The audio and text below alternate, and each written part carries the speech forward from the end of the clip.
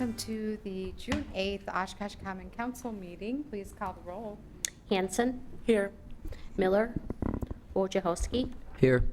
Erickson, Here. Ford, Here. Mugrower, Here.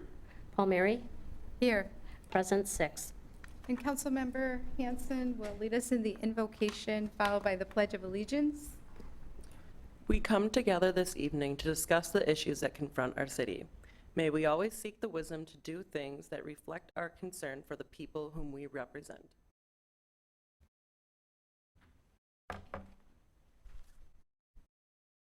I pledge allegiance to the flag of the United States of America and to the republic for which it stands, one nation under God, indivisible, with liberty and justice for all.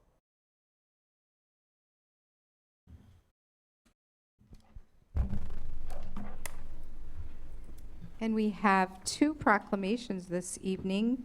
The first one is World Refugee Day, and Tammy McLaughlin, if you could join me.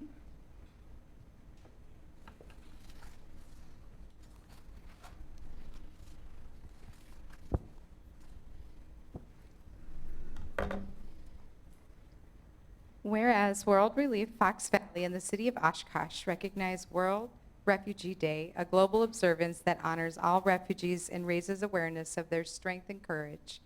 And whereas World Refugee Day was first celebrated on June 20th, 2001, to commemorate the 50th anniversary of the 1951 Convention relating to the status of refugees.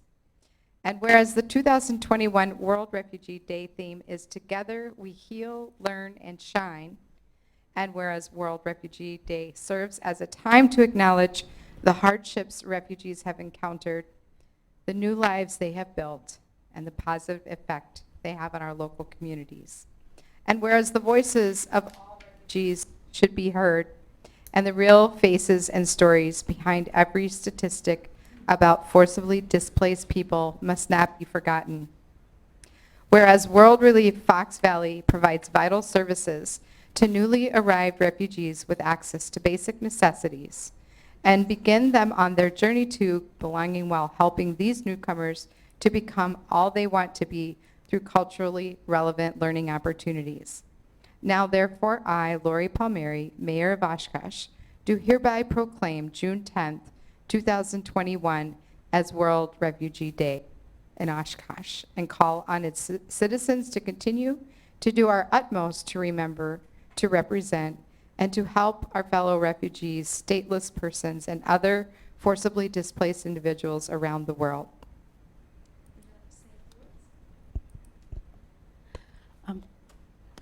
Yeah, we think Oshkosh is just a really warm and welcoming and inviting community and just really supports these people that we receive here. And I would just hope that each and every one of you have an opportunity to meet someday somebody who has refugee background, because you will just be honored by their show of perseverance and resilience and all that they bring to our country and our community.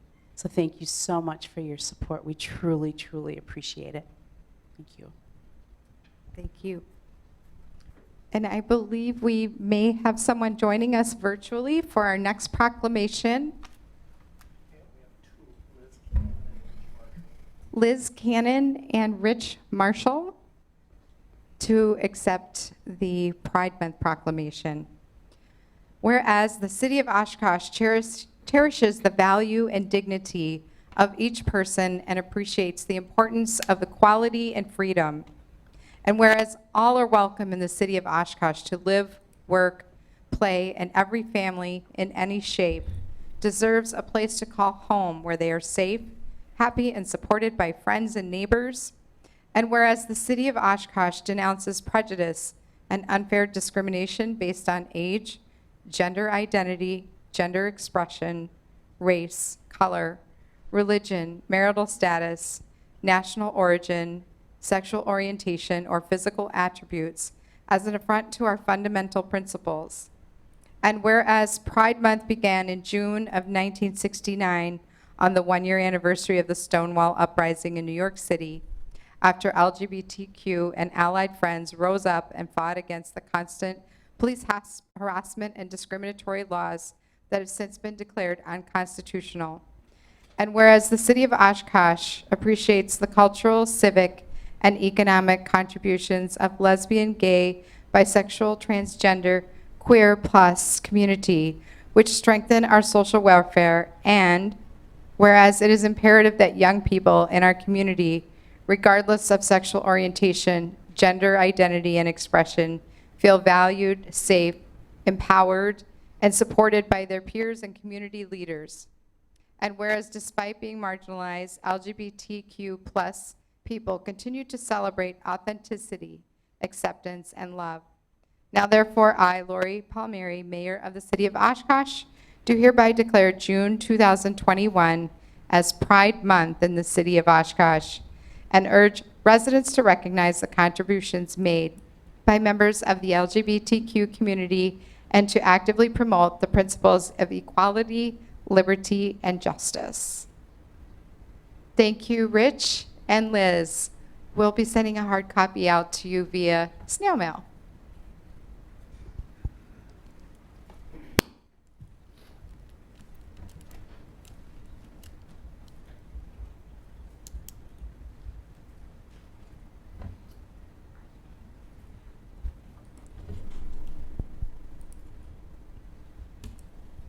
Would either of you like to share some comments? Let's just drop it off. Rich is still there. Rich? Yep, I think Liz has left, but thank you so much for this proclamation. You know, as a citizen of Oshkosh and also a member of the university community, I so appreciate the support that you and the council provides to make this, you know, a more inclusive and safe environment, not only for the college community, but also for our kids and our citizens within the city. So thank you so much. Thank you so much for joining us this evening. All right, next we have an introduction of staff. Yes, thank you. I would like to introduce the Community Development Department's new Economic Development Specialist, Sean Fitzgerald. Sean is not a stranger to Oshkosh. He has worked here for over 20 years, ran a very successful regional business magazine, and was actually a council member at one time. So he went to work with the city of Wausau in economic development, and we're very happy that he applied for our open position here. So Sean will be working in the economic development division, working to sell our city-owned properties in the industrial park, business park, our RDA properties, making sure they're maintained, helping Go EDC, you know, supply information, maps when they're looking to send information out to prospect, and just helping with a lot of our different projects coming up here in economic development. So I welcome Sean to the city, and if he wants to say a few words, I'll let him. I just want to say hello to you all, say it's good to be back in Oshkosh. Spent 20 years in this community, several hours in this room. I love the community, and I'm looking forward to working professionally to help build tax base here, grow jobs, and germinate our entrepreneurs in the area here. And want to welcome you all. If you ever have any questions about business, about what's going on in economic development, to reach out. Obviously, you've been reaching out to Alan, reaching out to Kelly, but feel free to reach out to me as well by phone or email at any time. Thank you. Welcome.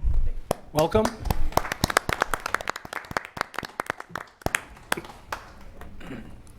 All right, this evening we have a recognition for Oshkosh Media Best of the Midwest Fest Awards. Thank you, Madam Mayor. I have on either side of my nameplate here two of many awards that Oshkosh Media received at the recent Midwest Fest Awards. These two are two of the highest awards that organization gives out. One is an award of excellence for the public service announcement that Oshkosh Media put together for the city clerk's office regarding absentee voting. You may recall 2020, and there were issues about trying to get people to do absentee voting. And Oshkosh Media did an outstanding job of putting out a PSA to explain the process and encouraging people to participate with voting absentee. Oshkosh Media's peers felt it was great enough to give them an award of excellence. So we're very proud of that. The second one was actually what's known as Best of Show. And they created a new category this year, and you have much to be proud of because you were the group, sorry, you two, you weren't, but it was the virtual meeting that was submitted for the August 25th, 2020 meeting, and it was one of the earlier virtual meetings we did. So I think it was a recognition that in some very uncertain times, that our media folks could put together a good quality presentation of public meetings. You know how we've been evolving that, but they submitted this one because they felt it demonstrated what they did, and you must have all been on your best behavior. I can take absolutely no credit because that was my anniversary night and you gave me the evening off. So, and we got, City Manager's Report got a silver award amongst the other many awards. So clearly I am not the gold winner. Oshkosh Media is, and you want to have me out of your shows if you want the awards of excellence. So congratulations to Scott Williams, wave Scott, Jake Tim, Andy Radig, and everybody who puts all of our productions together. We are widely recognized as, in my opinion, the best community media division in the entire state, if not the entire Midwest. So congratulations.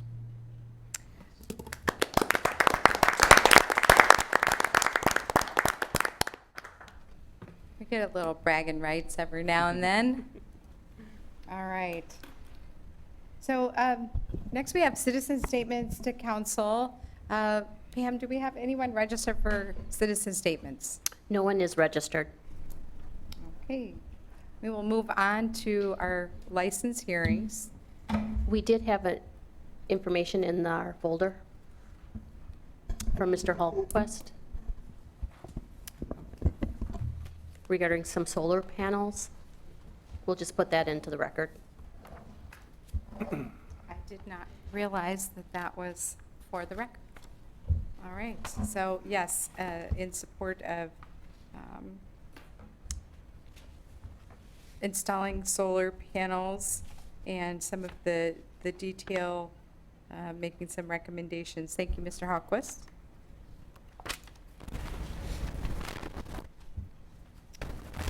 All right, we will begin with, we have 4 license hearings this evening, and we'll begin with the purpose of the hearing and the flow of the procedure. The purpose of the meeting is to conduct a hearing per section 125.12 of the Wisconsin statutes on the decision to renew or non-renew the license of Pubs and More LLC, Agent Kurt Jacobson, for premises located at 709 Otter Avenue, Oshkosh, Wisconsin. The procedure for this hearing is as follows. The city clerk will review the notice of non-renewal served upon the licensee and enter the certified public records into the record of this hearing. The licensee will then be given an opportunity to present any evidence that he or she wishes the council to consider in relation to the decision whether or not to renew the license. Anyone giving testimony before the council will be sworn in by the city clerk.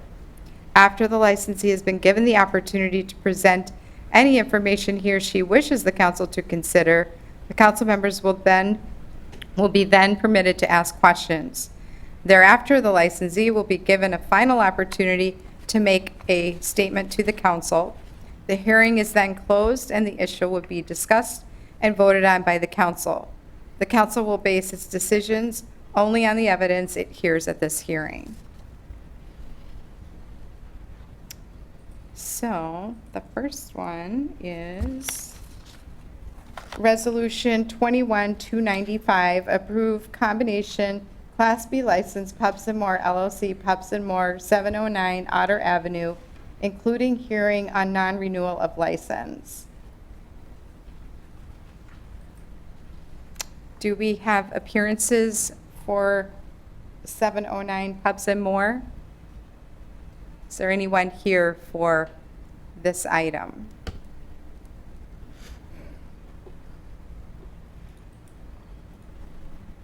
All right, we will now move on to the statement by the city clerk regarding the non-renewal notice to licensee and records of her office certificate of service.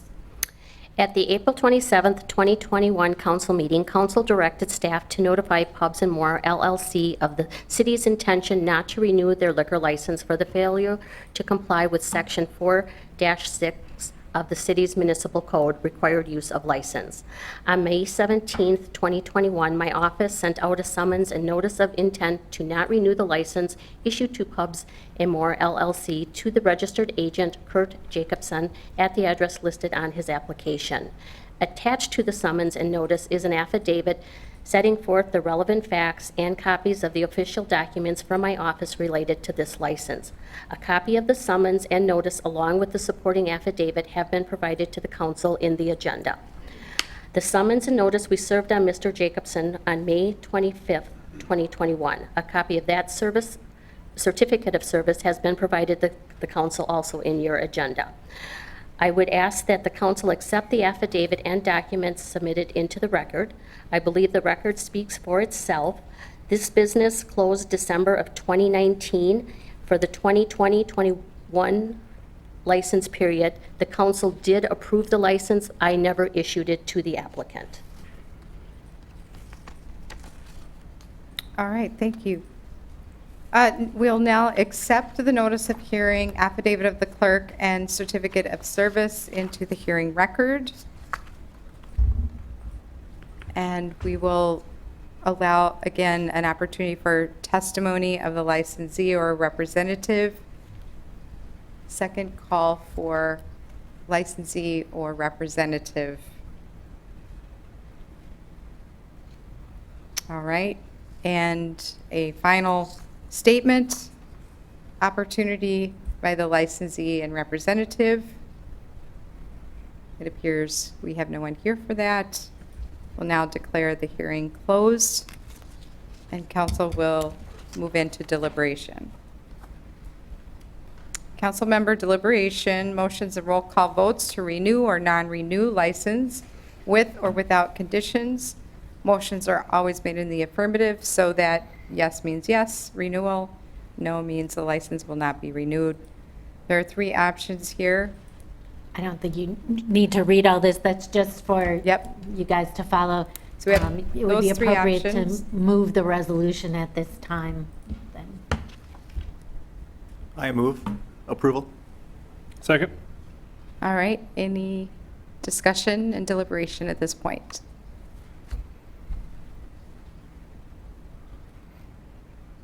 Actually, I do have, because the representative wasn't here, typically we'd have the opportunity to ask questions of staff if we have them during the process before we deliberate. And it just hit me that we didn't ask staff if we had a question while it was still an open hearing. We'd have to reopen it if we wanted to. You'd have to reopen it if you have a question of staff. Yes. I'd like to, how do we do that? Undo Motion? the motion to approve and then reopen it? Just do a motion to reopen. Yep, a motion. I'd like to move to reopen the hearing for a question of staff. Second. All right, discussion on reopening. Please call the roll on the motion to reopen. Hanson, Aye. Wojciechowski, Aye. Erickson, Aye. Ford, Aye. Mugrower, Aye. Palmieri, Aye. carried 6. Can I ask who the question is for? We need to swear them. City Clerk Uberg. Do you swear or affirm to tell the truth, the whole truth, and nothing but the truth? I do.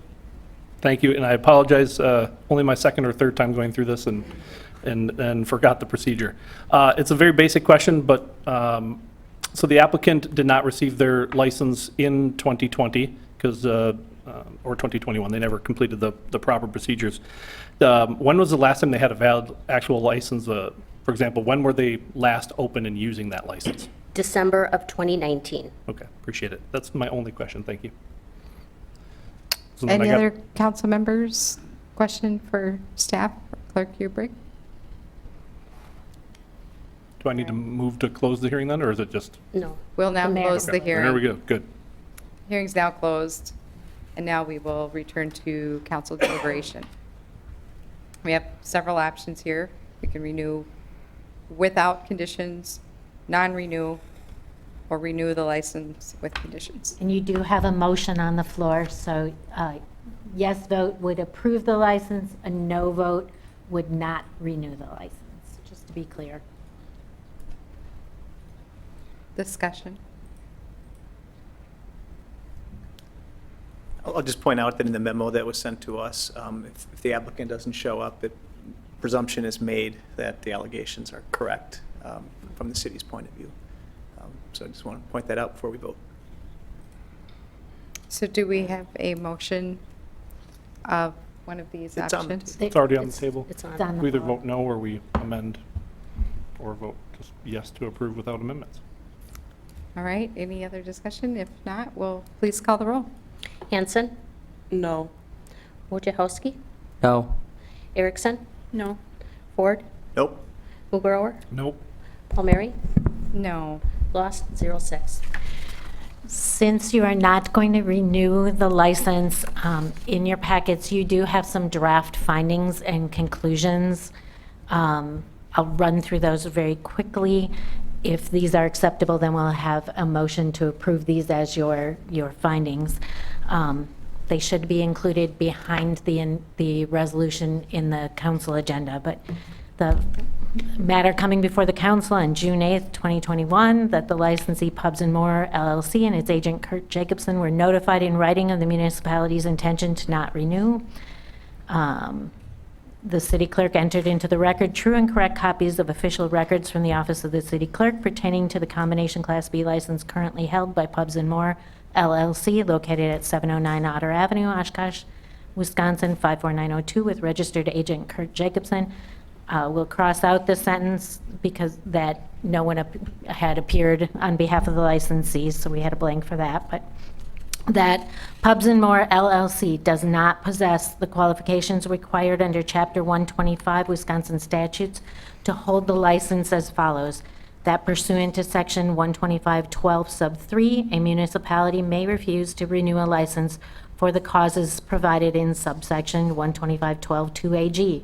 That one of the causes provided in subsection 125-12 2AG is that a person has violated the provisions of Chapter 125 or a municipal regulation adopted under Section 125-10, that the City of Oshkosh has adopted Section 4-6, required use of a license under that statute. I won't read the city ordinance to you.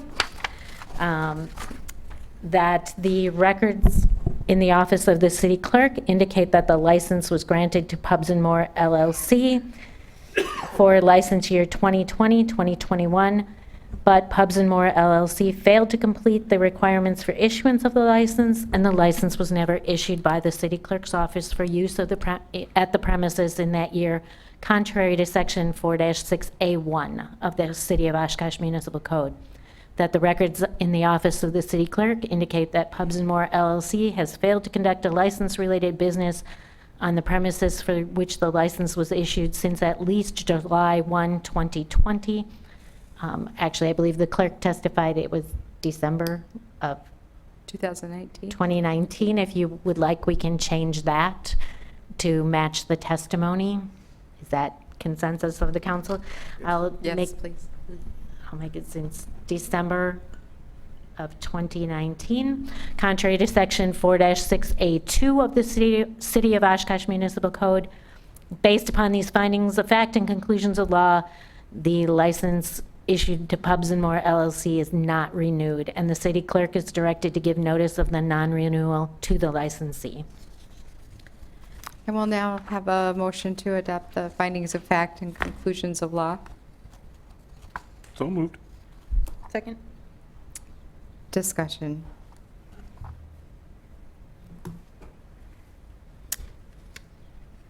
Please call the roll. Hanson, Aye. Wojciechowski, Aye. Erickson, Aye. Ford, Aye. Mugrower, Aye. Palmieri, Aye. carried 6.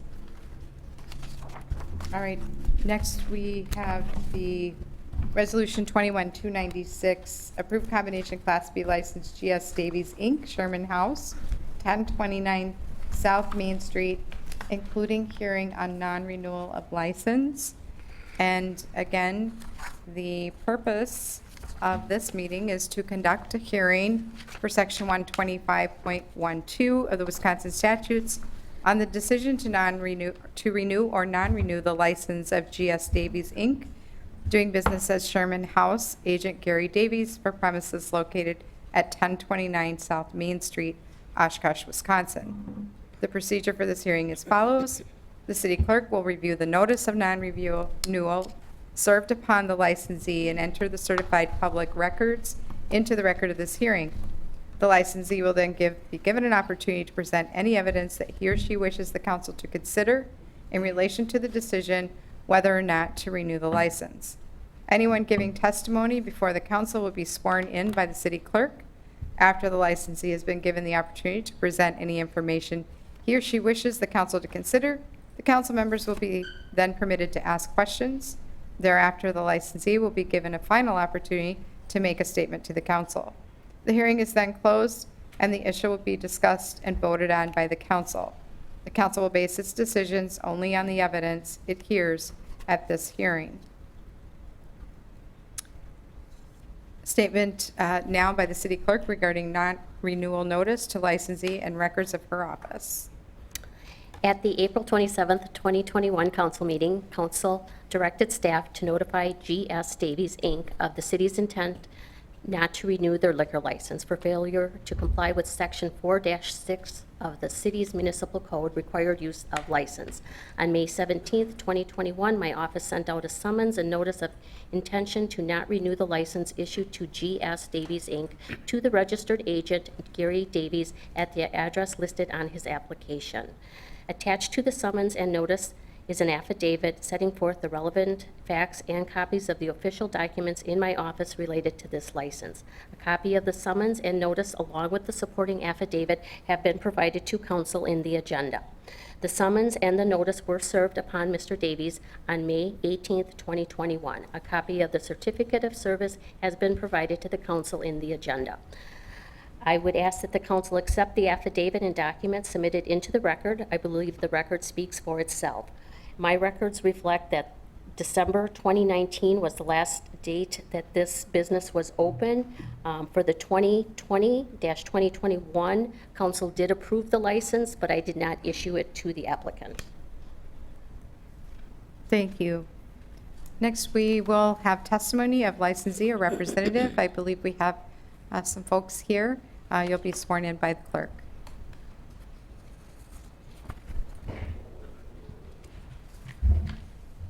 Okay, who's ever going to give testimony, if you would raise your hand? Okay. Do you swear or affirm that the testimony that you're providing regarding this matter will be the truth, the whole truth, and nothing but the truth? Yes. Okay, if you would state your name and your address for the record, please. Gary Davies, 1241 Blaine Court, Oshkosh, Wisconsin. Eric Davies, 4209 Oregon Street. Did you get the first name? What was your first name, sir? Eric. Eric, I apologize. Thank you.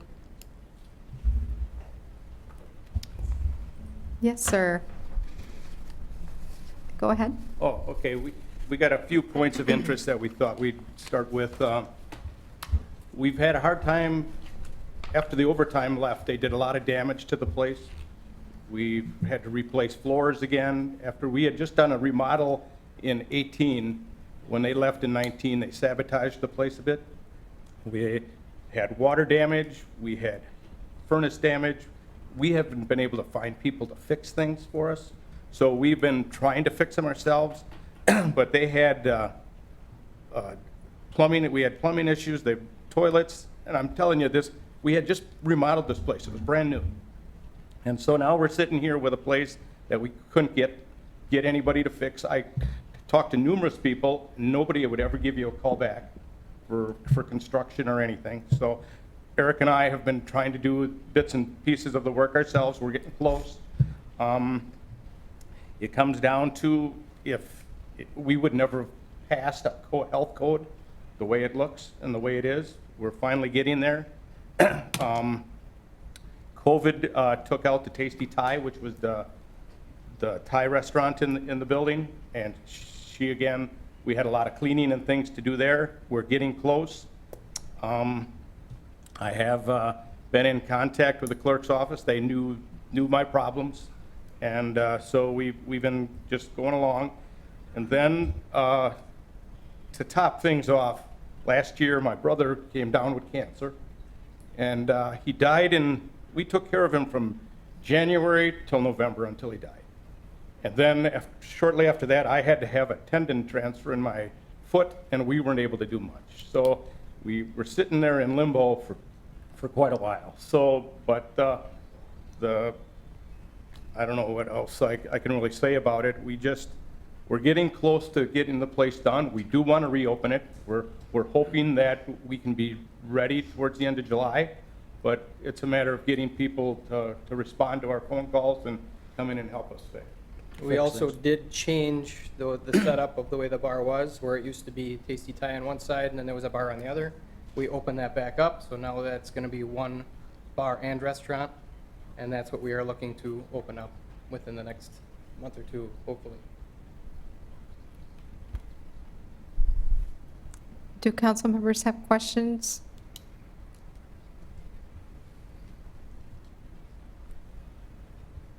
Councilmember Mukarami. Thank you, Mayor. Good evening. Thanks for coming. A question or two.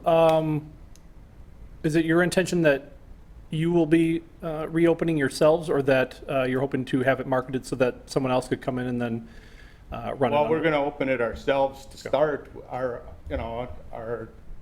intent would be to lease it out or sell it, but I mean, we will be opening it ourselves. We've done it. We've been there we did business there for 20 years until we left, and so, you know, we've never had a problem with the city or anything with our license or anything before, so it's just, we know we have to get it back open, but, you know, it's just been a struggle. But, you know, hopefully by, you know, the end of July, that's our goal, is the end of July to have it done. But, I mean, I literally have had a tough time getting people to come into the place and do anything, so. Can definitely understand that. Second question, some of the evidence or the statements you gave supporting your position suggests that there's damage that's been done along those lines. Do you have, and it's going to sound bad me asking for it, but do you have supporting documents to support those claims that you can submit to council? I didn't bring anything, but we just. I can provide photos on my phone. That would be about all we have. We did just go through the court process with the overtime bar, which we did win, and they are due to pay us. But Okay. yeah, that's. Yeah, through the courts, just less than a month ago, we got a settlement, but it ain't, you know, it's like a piece of paper, and it's never going to be anything. But. Sure. Well, that's good information to know that Yeah. that we didn't have just before a few seconds ago, at least. So I appreciate that. Thank you very much. You know, I'm saying, we weren't trying to hide anything. Like I said, I've talked to Pam and Angela before about this whole thing. They knew the process right off the bat. So, and then, like I said, when my brother got sick, that changed a lot. So. And I'm so sorry for all the troubles and difficulties that you've experienced. I just wanted to ask, so you mentioned that it can't pass the health inspection at the moment? Okay. And are you aware that you can apply for another license once you're? Well, we're close. I mean, Ann from the health department, we've been in contact with her, and that it's just a matter of finishing up, and then we were able to just get the plumbing put back together in the bar, and so we're close. And it's just that when I got the notice, it wouldn't have passed the health code at that time. We're a lot closer than we were just a few weeks ago. So. Other council members? Councilmember Ford? Yeah, I mean, how confident are you for July date? The end of July? Yeah, Very confident. very confident? Okay. It's going to be we talked as a family, and it's been my wife, my son, and 2 daughters, and everybody's on board on getting it open, so. It was actually, before we even had this summons, there was actually posts out that we were putting out that we were going to be reopening, just because we knew, well, we wanted to get something in there. I mean, and that had nothing to really know about, that we had this possible issue with the license.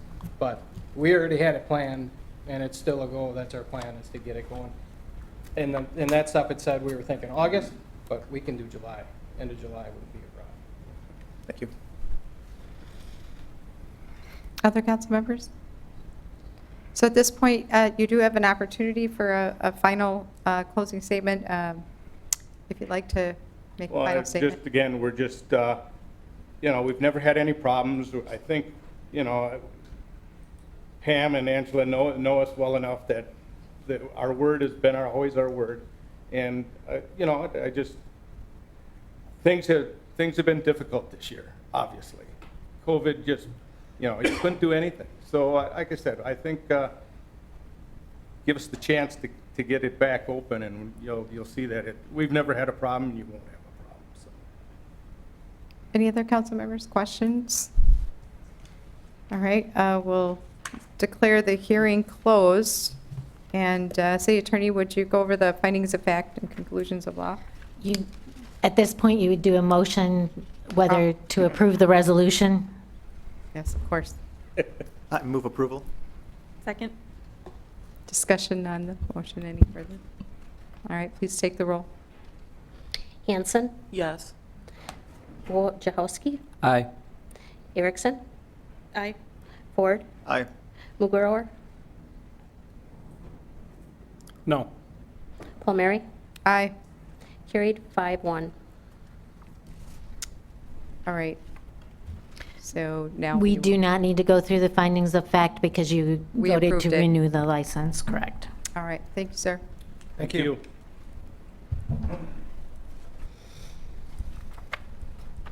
All right, our next license hearing is 21-297. Approved combination Class B license, Whiskey's Tavern LLC, Whiskey's Tavern, 1700 Oregon Street, including hearing on non-renewal of license. Let me get there. Is there anyone here for Whiskey's? Oh, there is, okay. One moment, just.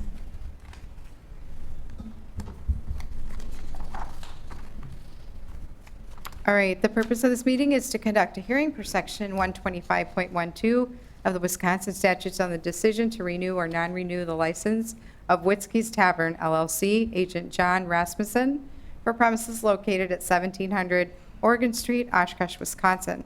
The procedure for the hearing is as follows. City clerk will review the notice of non-renewal served upon the licensee and enter the certified public records into the record of this hearing. The licensee will then be given an opportunity to present any evidence that he or she wishes the council to consider in relation to the decision whether or not to renew the license. Anyone giving testimony before the council will be sworn in by the city clerk. After the licensee has been given the opportunity to present any information he or she wishes the council to consider, council members will then be permitted to ask questions. Thereafter, the licensee will be given a final opportunity to make a statement to council. The hearing is then closed and the issue will be discussed and voted on by the council.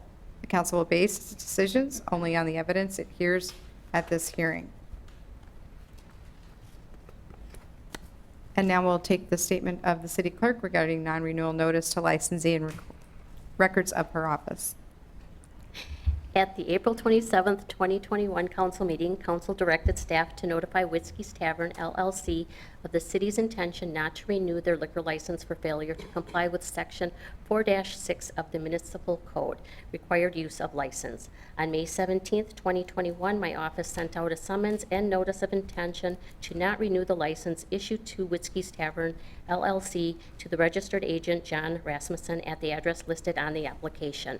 Attached to the summons and the notice is an affidavit setting forth the relevant facts and copies of the official documents from my office related to this license. A copy of the summons and notice along with the supporting affidavit have been provided to council in the agenda. The summons and notice were served upon Mr. Rasmussen on May 17th, 2021. A copy of the certificate of service has been provided to the council in the agenda. I would ask that the council accept the affidavit and the documents submitted into the record. I believe the record speaks for itself. This business has been closed since October of 2019 for the license period of 2020, 2021. Council did approve the license, but I did not issue it. And then I do not have clearance from the Department of Revenue on this establishment. All right, we'll now accept the notice of hearing and affidavit of the clerk into the hearing record. And followed by the testimony of the licensee representative, the clerk will swear you in as a witness. Please come forward.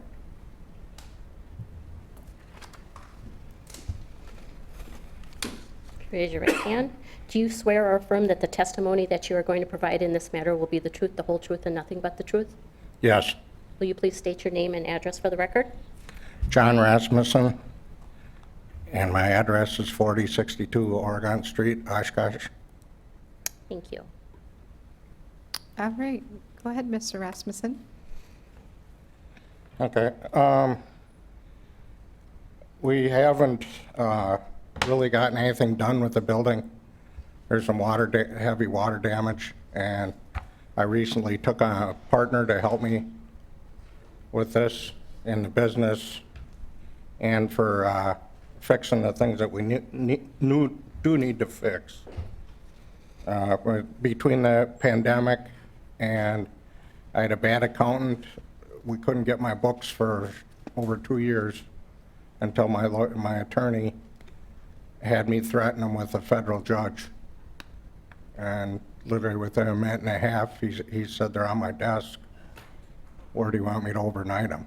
And we received those earlier this year, and my attorney is trying to clear up our problems with the Department of Revenue, stuff like that. We're trying to get that all cleared up first, and we're making restitution, but at this point, we still don't have our 18 and 19 taxes in, which my attorney was working on this week. So the Department of Revenue does not know exactly what our debt is.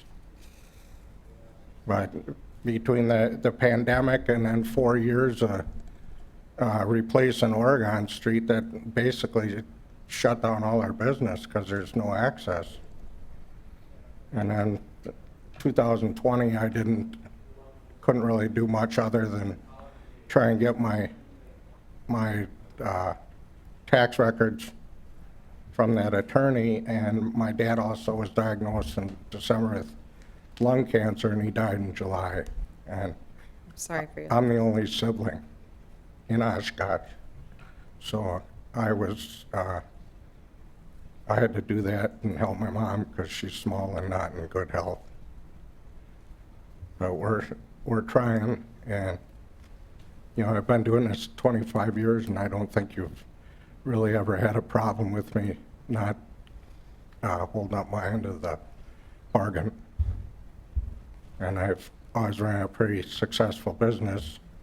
And then I ran into beside the accountant, I had to fire a manager. I hired a firm to come in and do an inventory, I forget what that's called. Audit. He came in for 2 weeks. I didn't tell my wife, I didn't tell my manager, I didn't even tell the cleaning guy. And he came in for 2 weeks, and then we had a meeting, and he said, you better sit down because you're not going to like it. And for 2 weeks, it averaged $2,350 missing for each week. And shortly after that, I released my manager because he was the only one that could have been taking it other than myself, and I won't steal. So I released him, and we lost some really good help because they liked him. So they left too, and that hurt our business. And then with the streets being redone and everything else, it was just hard to recover. And so now, because of that, I took on a manager, or a partner, with the idea that his daughter's, chances are, is going to be our manager. And he's a very successful businessman in Oshkosh. But I'd rather not put his name out there yet without his permission. I guess that's about all I can tell you. Council members' questions? Councilmember Ford? So do you have plans to reopen, and if so, what's the timeline? Well, I'd like to reopen at least by the end of the year. I don't think it'd take that long. A lot of the stuff, you know, that has to be stripped or whatever, because I'd like to update some stuff. And we may go one or two different ways, but right now I can't get hold of him. He's out of town, so. Just quick follow-up, do you anticipate your Department of Revenue issues will be solved Yeah, soon? they're taking $2,000 a month right now. So it shouldn't be that long. The biggest holdup is with our 2020 taxes are in, and we gotta get the 2018 and 19, because, you know, they project ahead that you're gonna make more money every year, and we lost our shorts in 18 and 19. That's when the roads were dug up. And the managing didn't do me any favors either. One more question. Is there a criminal complaint against your former manager or something that's documented? No, I didn't, because I didn't feel that I could prove it other than that audit. If I may, you. if I may then ask a follow-up to Councilmember Ford's question, was there an insurance claim filed for employee theft or dishonesty? To be honest, I don't know as I had coverage for something like that, and how do you prove it? It's cash. You know, the guy worked in a bank. He had a banker's degree before that. So, you know, someone like that that's very skilled with computers, and I even bought a new set of tills trying to slow them down. And the people I bought the tills from, Cornerstone, they said, to be honest, he knows more about those new tills than we do.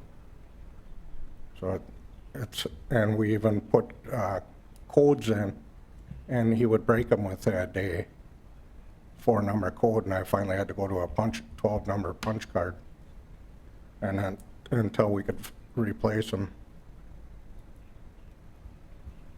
Other council member questions? Can you give any sort of time frame, like months? You said at the end of the year, but you're saying there's extensive water damage? Like Mr. Davies was saying, it's so hard right now to get contractors to do anything because they're swamped. Mm-hmm. And building materials are just through the roof right now. So, So everybody's, you call them, they're all busy, and yep, they'll get back to you. But, they don't get back. I right, get that, I they're get they're that. gonna take whatever's the most lucrative, and then towards the end of the year, if they finish up, So it's gonna be. they'll open. call you and say, well, I can get in there and help you. But a lot of it's like flooring, and I gotta have the roof replaced. So that's one of the two biggest hurdles, and there's a couple other things I want redone just for aesthetic, like the floors. Okay, thank you. You're welcome. And you're also aware that you're able to apply for another license after you would have those repairs and those financial matters and all of that when you're ready to actually reopen. You're aware of that, right?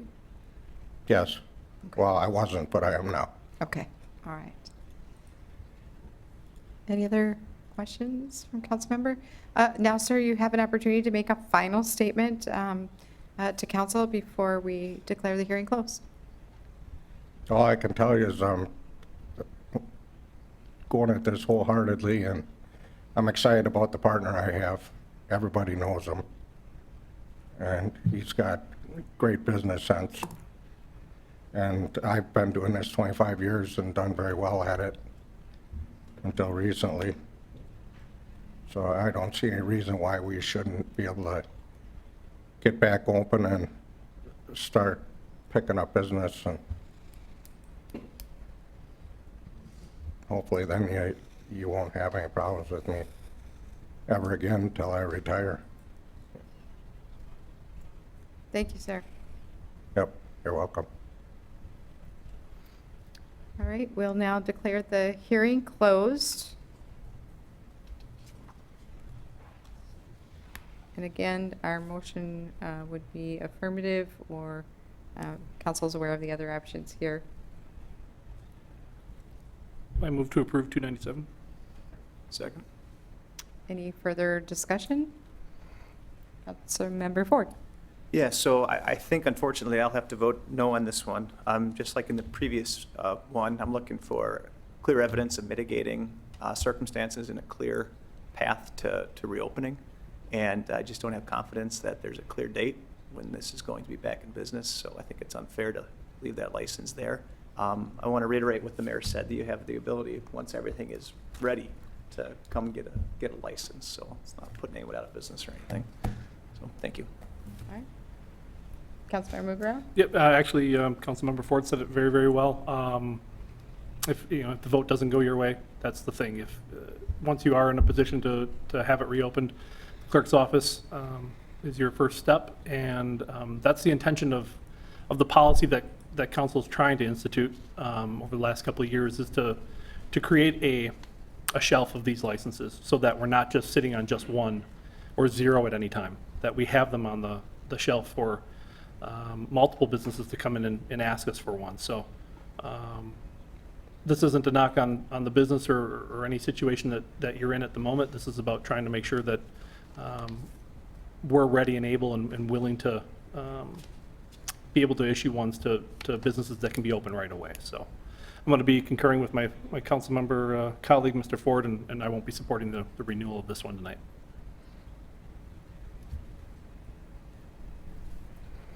Anyone else? All right, so again, a yes vote approves the license, and no vote does not approve renewal. If the license is not approved, we go through the findings of fact. So please call the roll. Hanson, No. Wojciechowski, No. Erickson, No. Ford, No. Mugrower, No. Palmieri, No. lost 06.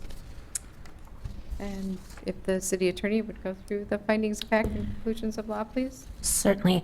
There was a lot of testimony. The findings of fact and conclusions of law obviously don't take that into consideration. So if there is something from that you would like to add, otherwise the findings of fact and conclusions of law are based on mainly the evidence that was presented from the clerk. So if there is something that you do want to add, you can do that. Going through it, the Would it be appropriate to add language? And I'm sorry to interrupt you, but Sure. I couldn't see you. We got this Last Supper situation. Would it be appropriate to put language in there that there wasn't a plan to open by the end of the year? Clear plan to open by the end of the year? If you'd Stated like in- to add that, we can, I would probably add it at the end as another statement, and I can do that. Yes. Can Yeah, you give me because just right now we one have- second? Because right now we have the simple failure to conduct the license-related business. Right. According to section 4-6, so you're talking about adding that into the findings of fact. From the testimony, correct? Yes. Okay. So I have the licensee presented no specific plan for reopening Correct. prior to the end of the year, or just no clear plan for reopening period? I think period would be. Okay. Given Got the it. circumstances there. I will run through that the licensee, and I'm going to not do it verbatim again, just because you can all read, but I'll cover it quickly, that the licensee was notified in writing of the intention not to renew the license and presented an opportunity for hearing. The city clerk entered into the record true and correct copies of the official records from her office.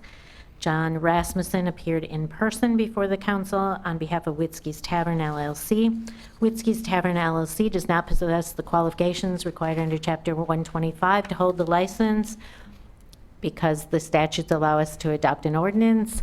We had adopted Section 4-6, required use of the license. That is included verbatim in the findings.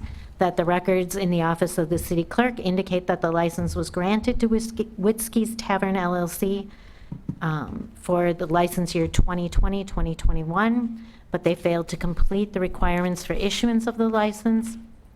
and the license was never issued by the city clerk's office for use at the premises in that year, that the records in the office of the city clerk indicate that Whiskey's Tavern LLC has failed to conduct a license-related business on the premises for which the license was issued since at least October 2019, contrary to Section 4-682 of the Municipal Code, and the licensee presented no specific plan for reopening. Based upon these findings of fact and conclusions of law, the license is not renewed, and the city clerk is directed to give notice of the non-renewal to the licensee.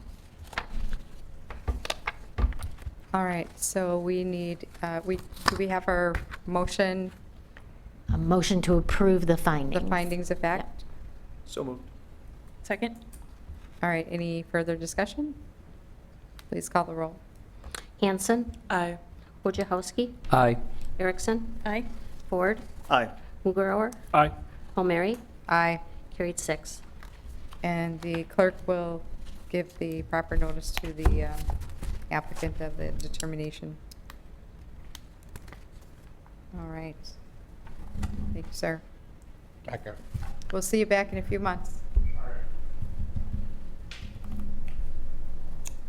All right, we have one more license hearing this evening, 21-298. Approved combination Class B license, Lang Development, Inc., Lang Development, 607 South Main Street, including hearing on non-renewal of license. 21-298.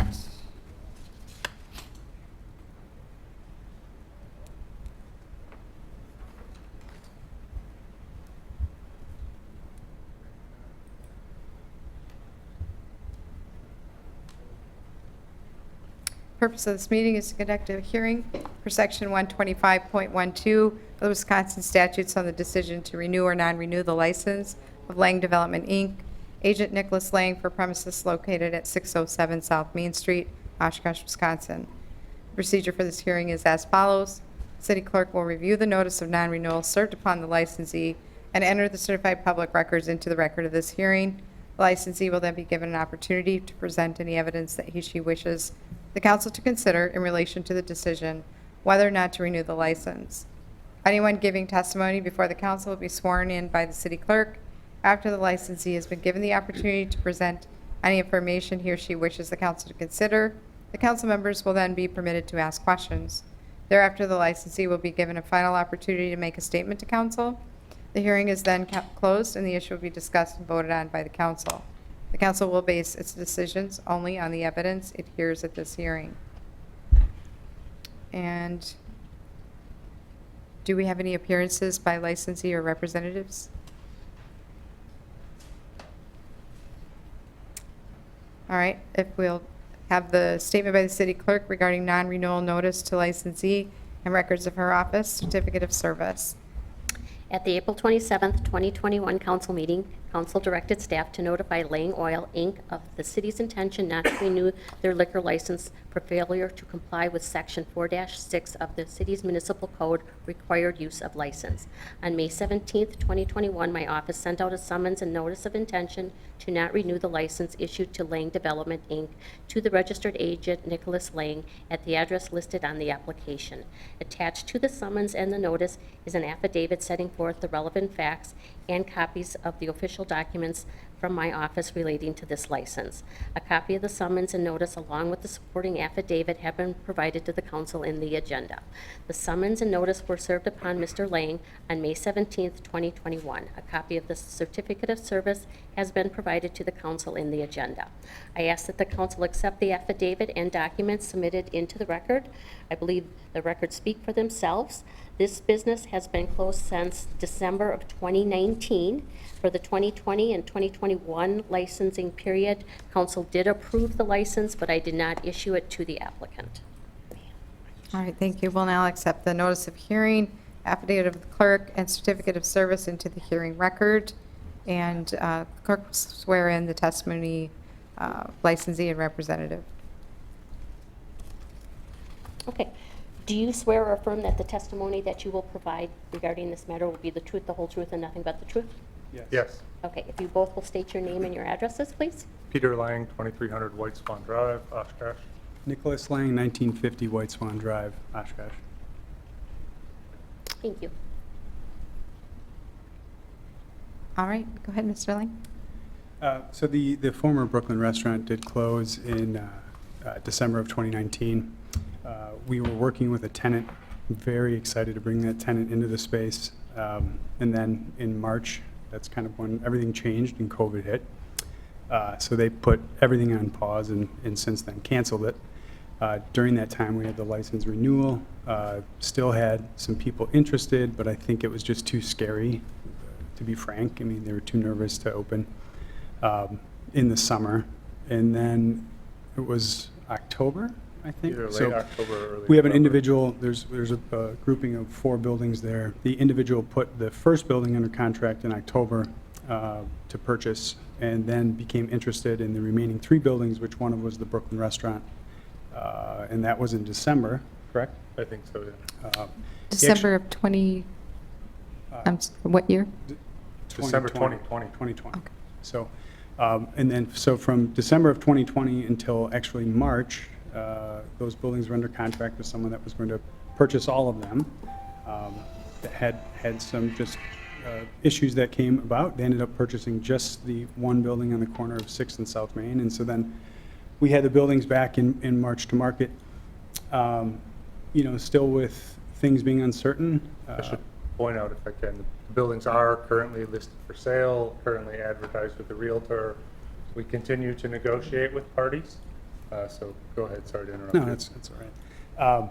But, you know, now, I think, you know, when the government and the CDC changed their guidelines, that really has spurred a lot of interest now. So we have actually 3, two maybe more serious than one, users that have had interest. I'm happy, I didn't bring any of that communication with today, but I'm certainly happy to share some of that information. We hope to work with a user, get that space back open. I think it's integral to the Sawdust District. It's a, you know, it's a great location. It's been established for a long time.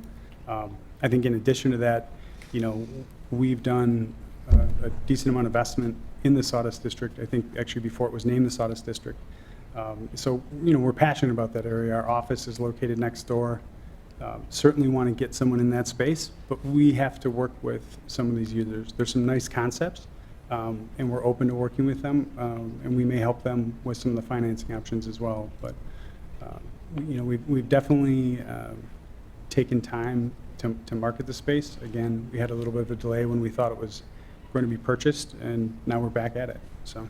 We, in talking with the interested users after we received the notice of non-renewal on May 17th, I believe, reached out to the health department and walked them through the space. We are a few minor modifications that we can take care of pretty quickly to open. We are unable, even if we wanted to put them in as of May 17th or today, we're told that we could not do that by city staff until July 2nd, after this hearing and then reapplying for a liquor license.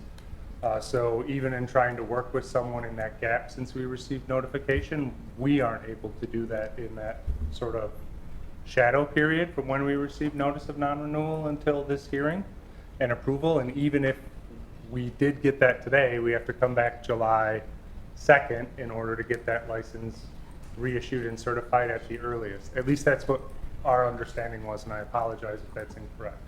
So I think from our roadmap, we need to know that we can sign a lease with someone. They're going to be able to open and run a restaurant, allow them to go to their financial institution and coordinate with banking and help them with that a little bit in a lot of cases.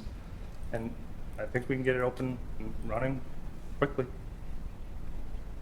It's a fair statement. Councilmember have questions?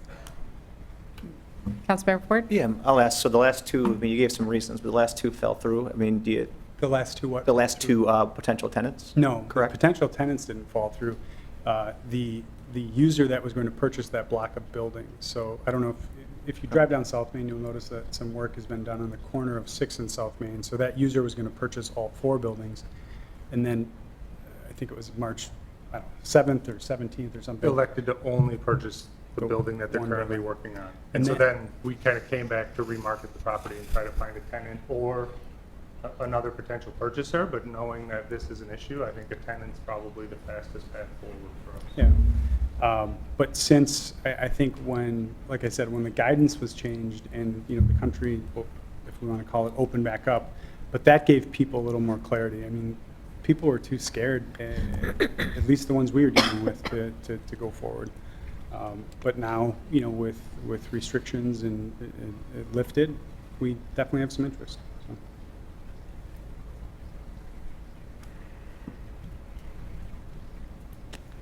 Councilmember McGrath. Good evening, guys. I appreciate you coming here, and this is obviously this is never fun. It's not meant to be fun, but I appreciate you guys coming here and speaking to us. This isn't your first time around the block in terms of developments and restaurants and commercial spaces. Talk to us about the viability of selling your product or leasing your product to a tenant with and without a liquor license. In terms of just its usefulness in the sale or negotiation, I guess speak to those thoughts. Yeah, absolutely. To be able to market the space and to give that kind of certainty to a user that's interested, because at least some of the users we're working with maybe aren't as well capitalized as they need to be, and we're certainly helping them with that. We may personally help them with that, but for them to invest the money and work the path forward, meeting with whether it's lenders or the economic development agencies. Or their parents. Or their parents, in one case, is a family that is interested in it. Not knowing that is available, it's really a crapshoot. And to ask them to invest that into the space without that certainty, the time, if they are doing money, if they are getting quotes, if they're, getting renovations and looking at the space on what they need to do. Some of these are people who are contemplating giving notice at their current employer in order to start their own restaurant. That's a heavy weight to do without knowing that they have a sure path forward or to come in front of council. It's just the reality of who some of the people we're meeting with. Councilmember Ford. So can you give us a realistic timeline that you would expect? I think we're To make going a to need sale at or least something? 120 days, but certainly by year end. I think if you give us 120 days, I think it's my understanding we have to come back to have the license issued in July. Do that, that gives us the ability to sign the lease with the tenant. They have a lease signed contingent on their financing approval. They go and talk to their bankers, get their financing approved, and then open. The changes we need to make in the space, we've invested in rehabbing what's there. It's really doing things like updating and changing beer lines, soda lines, making sure that we have everything cleaned and scrubbed for a fresh, shiny, new open, or that the tenant's doing it. Question for City Clerk then. How many licenses do we have available, if you could remind council, in the pool to apply for, at this point in time? Okay, I would like to answer that, but I'd also like to clarify that this license that we're discussing right now goes into effect July 1. So we would not have to come back. You won't have to come back, but if you have a new tenant, then tenant they would. have to Yes. they have to apply, and then it has to come to council for approval. Yeah. Okay. All right. The number of licenses. We have 3 regular licenses that are open. Then we have 2 that are in the Sawdust District.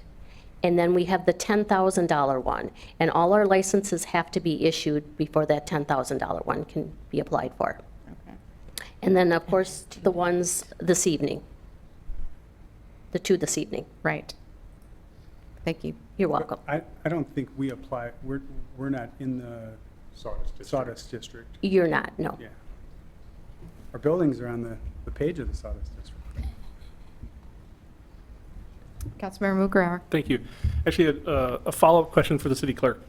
Can you explain that process a little bit more for me? For some clarity here in terms of, right now, the license is underlying development, and whether if they were to sell the property, and what would the new owner have to go through? Part B, if they lease the property for the agent and/or how does the lease transfer, or who holds the lease then at that point? So can you explain that to both of us, or to us?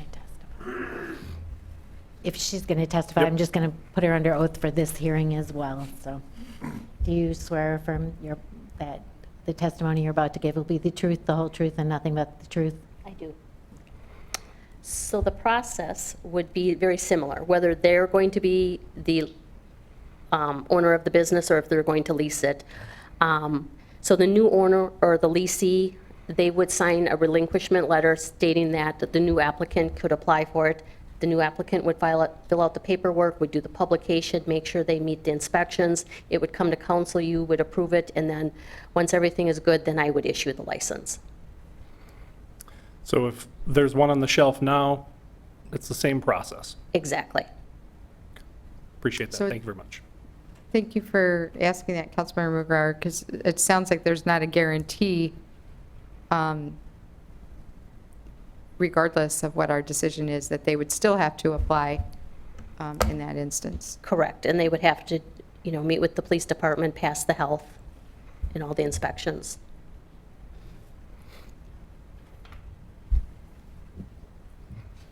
Other council members? All right, you have a final statement opportunity here before the hearing is declared closed. Well, appreciate your time, appreciate listening to us. We've been pushing that area of the city with some redevelopment projects down there. And we love it. Like I said, our office is next door. We are diligently working to keep redeveloping that side of town that we, at least where we have the investment. So thank you for considering it tonight. All right, thank you. All right, we'll now declare the hearing closed. Thank you, gentlemen. Thank you. Thank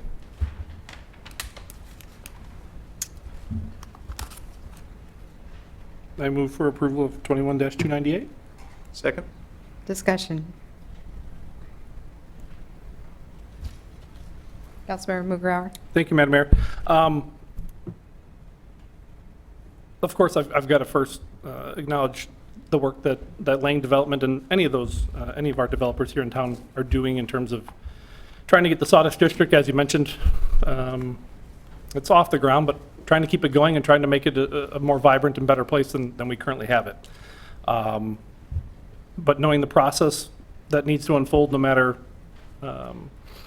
if you sell or lease, the new tenants still have to go through the same process. They have to go through the process that everyone else has to go through. I am confident that there will be a license on the shelf waiting if you get a signature on the dotted line tomorrow or in 2 months or in 2 weeks, that there'll be one waiting for you in that potential tenant. But following along with my previous votes tonight, I can't support renewing at this time. Just I think we're trying to go down a certain path of building up our bench of licenses available, and that's what that vote will follow along with. So I wish them nothing but the best, of course, and would be happy to stop by and drink the first beer if I could at the new place, but I'll have to not support renewing tonight. Yes, that was the intention of council when the policy was developed, was to kind of build that pool and make things available as they come forward. So I will likely not be supporting this as well.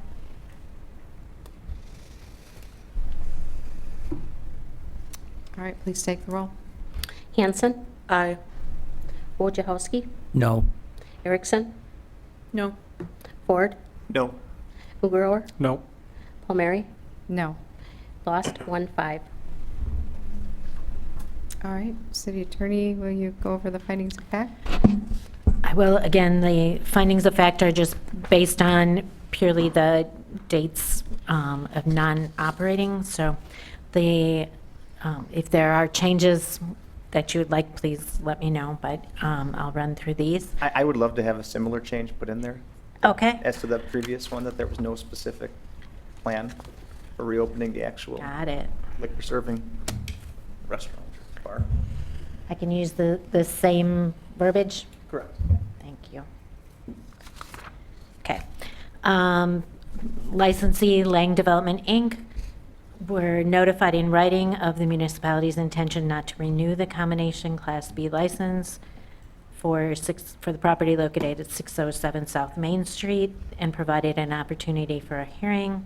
The city clerk entered into the record true and correct copies of the official records from the office of the city clerk pertaining to the license currently held, that Nicholas Lang and Peter Lang appeared in person before the council on behalf of Lang Development, Inc., that Lang Development, Inc. does not possess the qualifications required under Chapter 125 to hold the license. Chapter 125 allows a municipal regulation, allows you to not renew a license for violation of a municipal regulation adopted in conformity with the statutes. The City of Oshkosh has adopted Section 4-6, required use of a license. The records of the Office of the City Clerk indicate that the license was granted to Lang Development, Inc.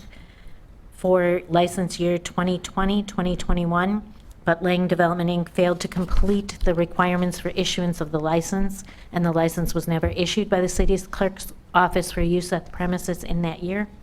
The records in the office of the city clerk indicate that Lang Development has failed to conduct a license-related business on the premises for which the license was issued.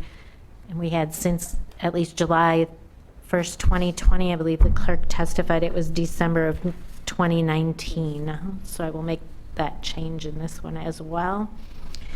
The licensee presented no specific plan for reopening. Based on these findings of fact and conclusions of law, the license is not renewed, and the city clerk is directed to give notice of non-renewal to the licensee.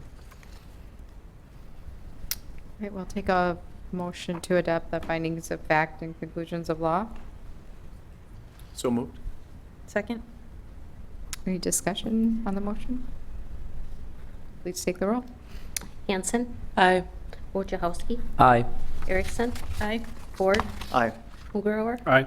Palmieri, Aye. carried 6. All right, and the clerk will notify the applicant of the council's determination.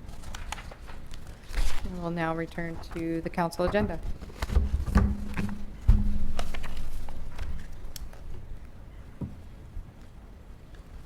All right, we will move on to the consent agenda. We'll take a motion and a second for the consent. I just want to note for the record that there was no public comment on any agenda items. Thank you. You're welcome. I move for approval of the consent agenda. Second. Discussion on consent? Councilor Ford? Yeah, I just have one real quick comment. The resolution, or number 20, the approval, appointment to the Diversity, Equity, Inclusion Committee. I noticed unlike some of the previous ones, we didn't have a kind of Facebook, stat sheet about who the individual being appointed is. And I don't know why that was, but either way, it'd be nice to keep getting those, because that's very helpful. Oh, the application sheet probably. Application sheet, yeah. It has a name. Yeah, good. Well, in this situation, this is an applicant who is already serving as an alternate. Yeah. And so an oversight, perhaps, that we didn't include that member's former application. But we did appoint her last year. Yeah. And so she's moving from alternate to full seat. So if we could, in the future, have the applicant, the application as requested, that'd be appreciated. Thank you. Councilmember Mugrower. Thank you, Madam Mayor. Actually, if we'd like to welcome Finance Director Van Gompel back to the room, as well as our consultant for items 13, 14, and 15, if they'd like to give us a council and city residents a brief rundown on our bonds and notes that we went to market today on. We've seen some excellent rates. So this morning we received bids on 3 of 5 total obligations that the city is selling to fund its capital improvement program. The other 2 will be sold 2 weeks from tonight, so I'll be back. A very brief summary on the handout that I circulated. So the 2021 A and B are general obligation bonds and notes, funding basically all of the non-utility projects. The 2021 C issue is a utility revenue bond to fund stormwater projects. One thing I would note is the column that says final par amount. In each case, we were able to reduce the size of the bond, so that will actually not match what's on the agenda. The city attorney was provided with updated resolutions by your bond counsel. They were actually provided copies Okay, of so you those. should have a copy of that, so that's why there's a difference between the agenda and the column here. And basically, when you're in a really low interest rate environment, which we've been in for the better part of a decade, when you sell tax exempt bonds, they almost always sell at a premium, which means you actually receive more money than the face value of the bond in return for paying a higher interest rate. But then in turn, you take that cash and you either use it to reduce the issue size or in some cases, as required by state law, to be put into your debt service fund to pay interest. So the reason all of the par amounts have gone down is primarily due to those premium bids. But it all comes out in the true interest costs, and that's the number we are most interested in. On both of the GO obligations, you receive 4 bids. On the Stormwater 3, the winning bidders are indicated, so we had a kind of a mashup here of different bidders, so that was kind of nice to see. And then we provided back in early in the year to the Finance Department an estimate of the interest rate because there's a delay to the time we sell. We're always pretty conservative, and basically what has happened is interest rates have more or less held and sort of stayed in a low pattern throughout the beginning part of the year. So we did see results that were better than the estimate. The actual true interest costs are indicated. So for the notes, just a shade over 1%. And then for the GO bonds, 168, and the stormwater, 189. Stormwater has a rating that's 1 notch lower than the city's GO rating, and revenue obligations, just by their nature, are considered to be a little bit less secure credit.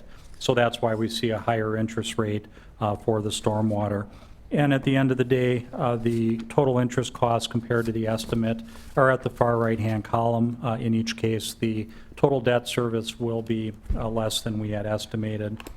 And in the lower left, just as a historical frame of reference for the last 5 years, we've indicated the number of bids you've received. So that, you know, the 4, and the 3 are pretty much in line with what we've seen in 4 of the last 5 years. In terms of the true interest costs, the rate on the GO bonds was actually the same as the rate last year, coincidentally. But the rate on the notes and the stormwater obligations will be the lowest cost of capital the city has seen in the last 5 years. So all in all, good results for the city, and happy to answer any other questions you might have. If I may just add a couple of quick comments. I know there were some questions about the funding that we just did today is for all new projects. There's no refinancing in any of these debt issuance. Staff is working with Ellers. We may be coming back later this fall if the market conditions are right to look at some additional refinancing options along with some other potential new projects based on economic development. But these are all the capital projects that you saw last year through that process. So this is all new money and for the new projects. All right, it looks like 2021A is for street improvements and parks and public grounds, right? Correct. And the bonds are for 20 years and the notes are for 10 years. All right, thank you. Any other council members have questions on the bonds? All right. Thank you, sir. Thanks. Other items on consent?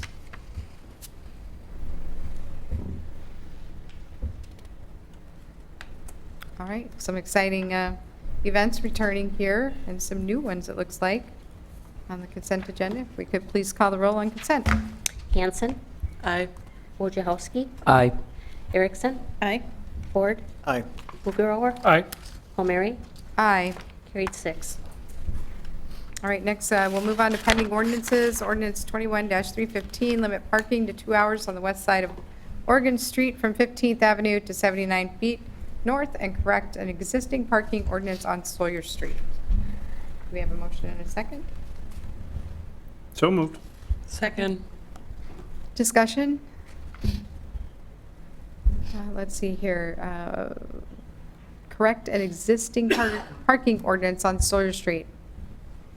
Who do we have from staff to reference that? I'd be happy to. City manager? Yeah, let me get the microphone. Yes. This was part of the, when we did the restriping of Sawyer a few years ago, so this is correcting something that we weren't, didn't notice until just recently. All right.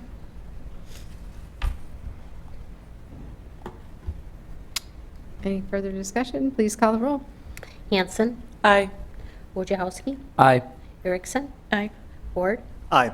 Mughawar. Aye. Palmieri. Aye. Carried 6. Moving on to ordinance 21-316, amend ordinances pertaining to the Board of Appeals of Administrative Decisions and zoning interpretations. We have a motion? So moved. Second? Discussion? This is the second reading. Please call the roll. Hanson. Aye. Wojciechowski. Aye. Erickson. Aye. Ford. Aye. Mughawar. Aye. Palmieri. Aye. Carried 6. Next ordinance, 21-317, amend ordinances pertaining to terms of membership for city boards and commission, consistent naming of the Fair Housing Commission, and clarifying and updating statutory references pertaining to the library board. I move approval. Second? Any discussion? Again, this is second reading. Please call the roll. Hanson. Aye. Wojciechowski. Aye. Erickson. Aye. Ford. Aye. Mughawar. Aye. Palmieri. Aye. Carried 6. Ordinance 21-318, amend parks ordinances to add William Waters Plaza as a park and to clarify authority pertaining to parking authorization within parks. So moved. Second? Discussion. All right, please call the roll. Hanson. Aye. Wojciechowski. Aye. Erickson. Aye. Ford. Aye.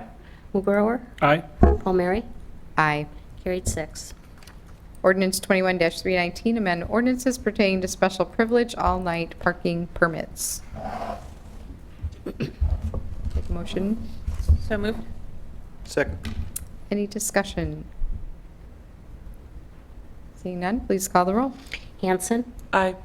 Wojciechowski. Aye. Erickson. Aye. Ford. Aye. Mughawar. Aye. Palmieri. Aye. Carried 6. We have two new ordinances this evening. We will not take any action on these items. The first one is 21-320, approve zone change from multifamily residential 12 district, MR12, to multifamily residential 12 district with a planned development overlay, MR12 PD, at 2570 Minerva Street. Plan Commission recommends approval. Mr. Lyons with us, or, yes, there he is. Could you give us a brief summary of purpose of this? Yes, this is a zone change request at the end of Minerva Street. There were 3 parcels, developable property that were multifamily. The first 2 kind of phases of the development had been constructed. The last parcel is a little bit different of a configuration as it resides on the end of the cul-de-sac. Through some of the ordinance changes over the year for consistency of development with the existing projects that's out there, a plan development is necessary for this project to move forward. So this is the first step in approval of the project. As I understand, it's been some years, Yeah, the last building was constructed in 2007. 2007. All right, 14 years. All right, thank you, sir. Again, no action on this item. And the 21-321, approve closure of Wisconsin Street from Church Avenue to West Irving Avenue and West Irving Avenue from Jackson Street to Wisconsin Street. Let's see here. Mr. Robbie, just briefly, if you would share with us how long that closure is anticipated, and it looks like there's an opportunity to take care of 2 street areas at once. Yeah, a couple areas within a block of each other there that we need to get in and do some repairs to the street surface. Talking with the supervisors, it looks like it will be closed for the entire week, the week following the 4th of July, so the week of July 12th is when they plan to do the work. Okay, thank you, sir. All right, moving on, we have one new resolution this evening, 21-322, approve Approve and execute relocation order. Approve determination of necessity to acquire 616 Grand Street. Plan Commission recommends approval. Take a motion on that item. So moved. Second? Discussion?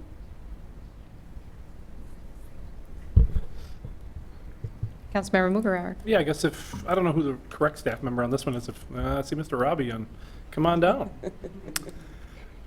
He drew the short straw for this one. I guess if you could just give us a little explanation, and not so much us, but maybe those at home. Never a good thing when we're looking to take property off the tax roll and put it into tax exempt status. So tell us why we're doing it and what the benefit is to the project. This is a continuation of some of the approvals that we received at the last council meeting. Unfortunately, we had a couple of clerical issues, so we weren't able to get them on the agenda altogether. The biggest issue is the land that you approved at the last meeting, us acquiring from the Canadian National Railroad.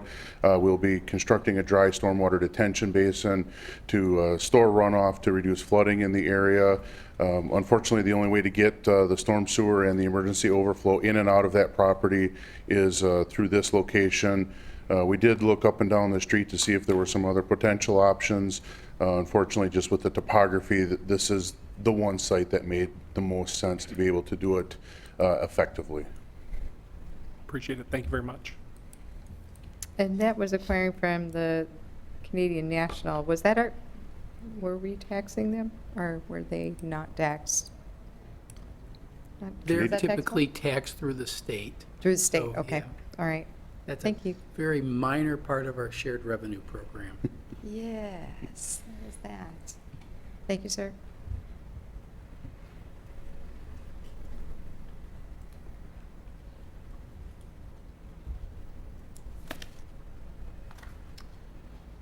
All right, please call the roll on 21-322.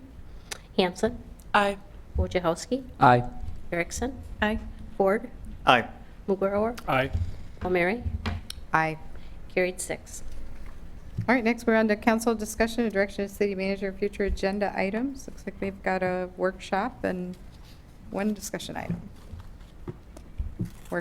Joint workshop with the Council, Redevelopment Authority, Sustainability Advisory Board, Advisory Parks Board, and Plan Commission to discuss Chapter 30 subdivision code updates and affordable housing for June 10th at 6 p.m. This will be a virtual meeting, given the number of folks that we have invited.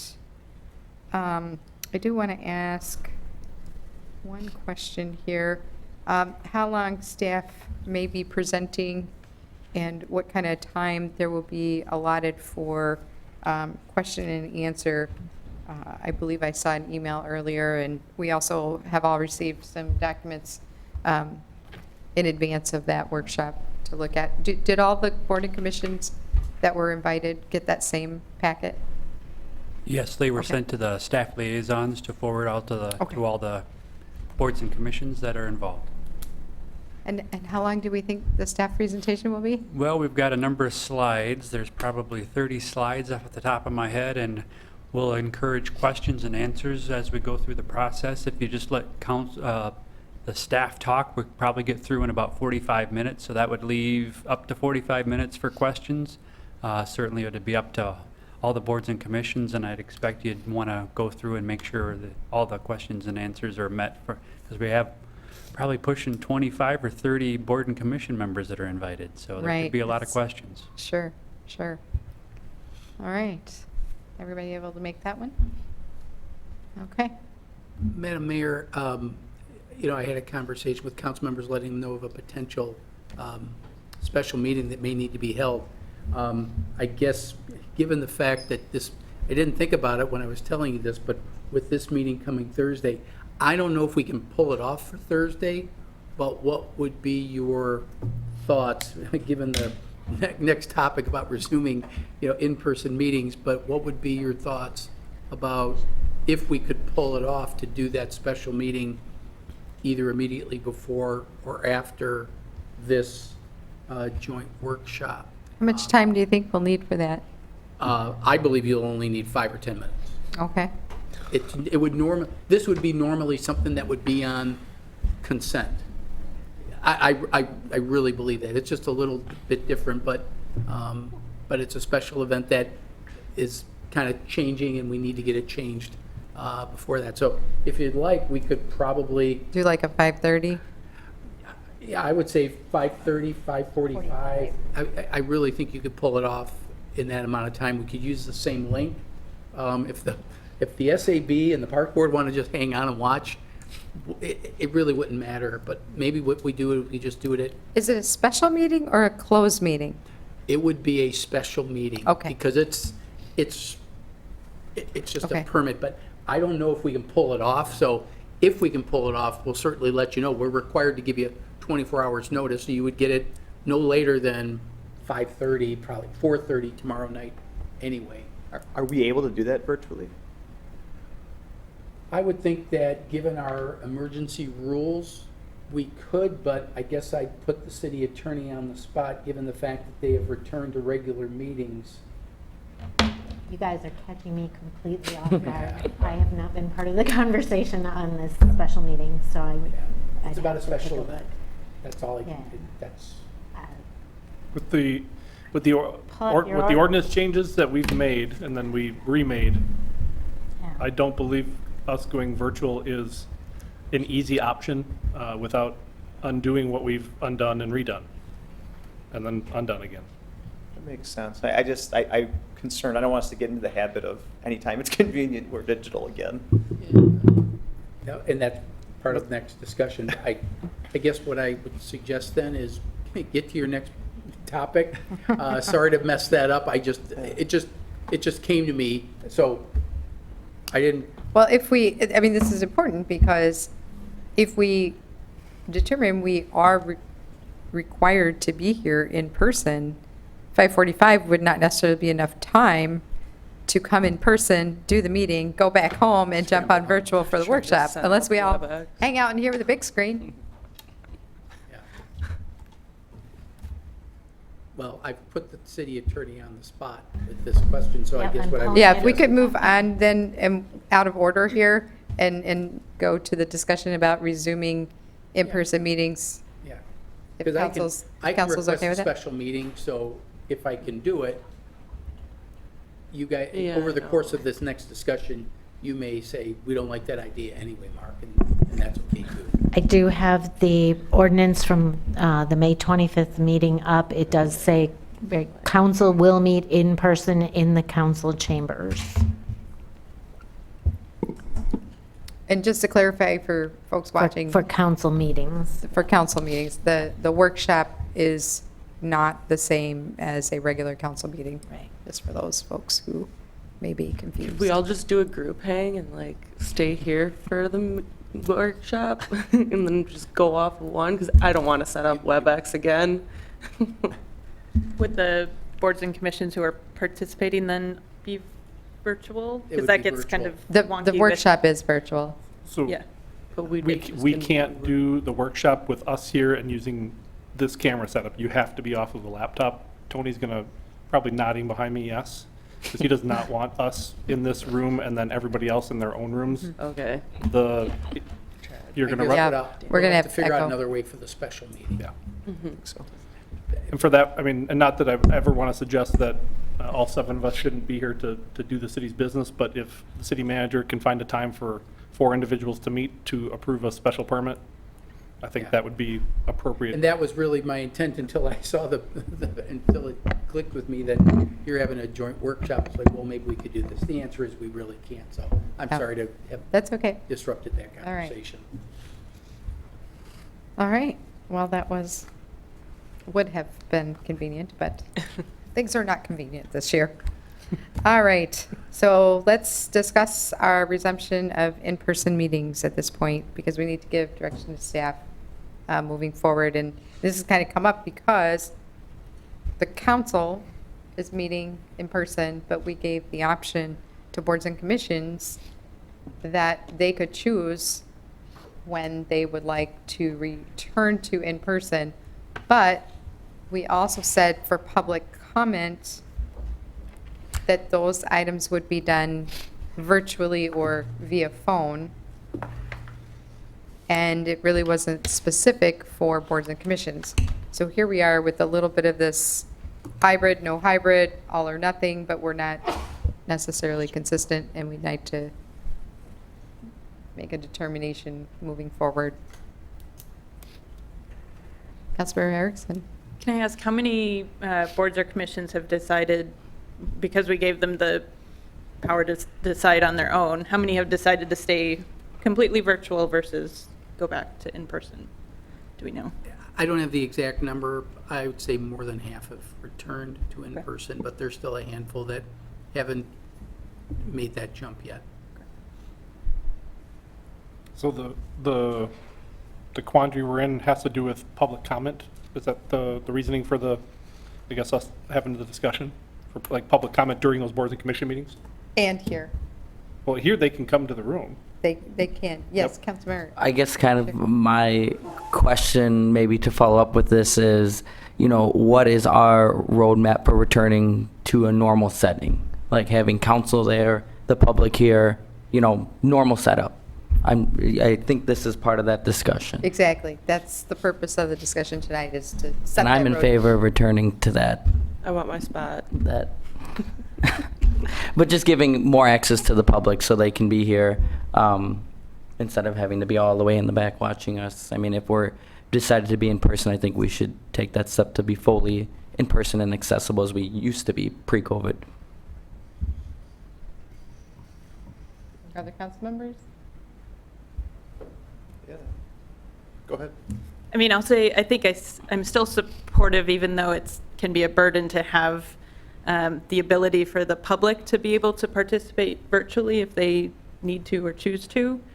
I know that's probably too complicated for boards and commissions, though. But I think for public, or for council meetings, I don't know if there's really been anything that has changed that we would stop doing that necessarily. So what would be your proposed time frame for that? When would be the return to full in-person? What are your thoughts?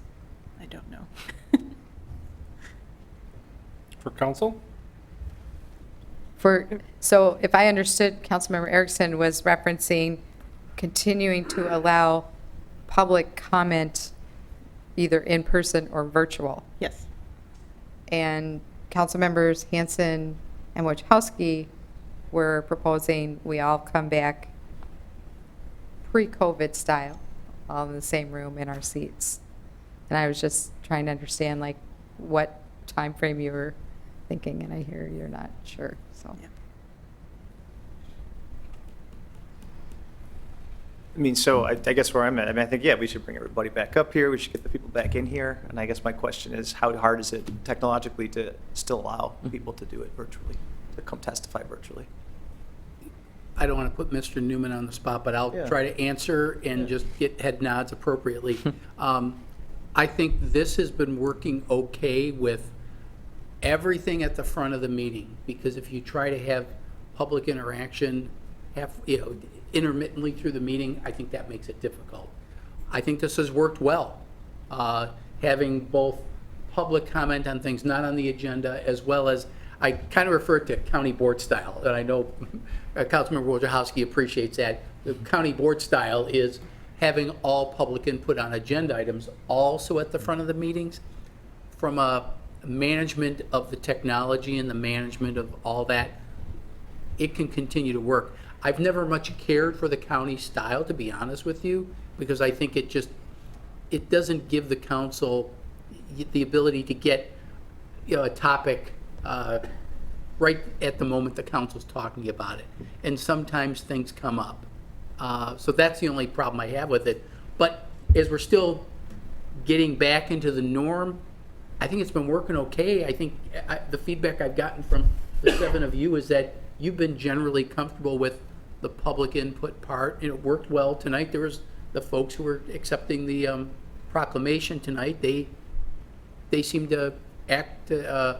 Okay, are you referring to virtually or in person? I'm talking about public input. Yes. Virtually. Virtually. We've made it work. But those folks were here in person.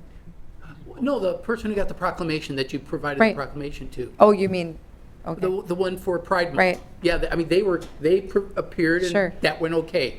And in the last few meetings, I think it's been working okay. So if you want to extend the same courtesy to the boards and commissions, we can make that adjustment to do it exactly the way you're doing it here.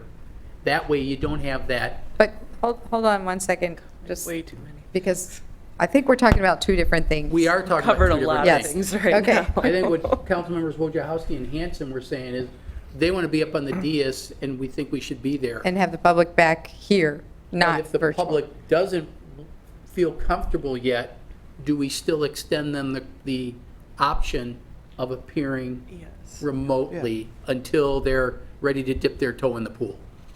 I guess that's the, We I can think do there's, both. there's Yeah. some reluctance still there. So then the Yeah. question is, if we do both, do we also allow the boards and commissions to do both? Because we've told them they had to do all or nothing. So that's where we're Right. So kind of in it's- this transition. Good, we're closing in on something. So I believe that for city council, we should go back physically to normal, have public back in here close, still give the option for virtual comments and collaborations. But then for boards and committees, they're not as heavily influenced by the public. So those could stay how they are currently for the time being until they decide, fully go back. Or not have both virtual and in person, just one or the other.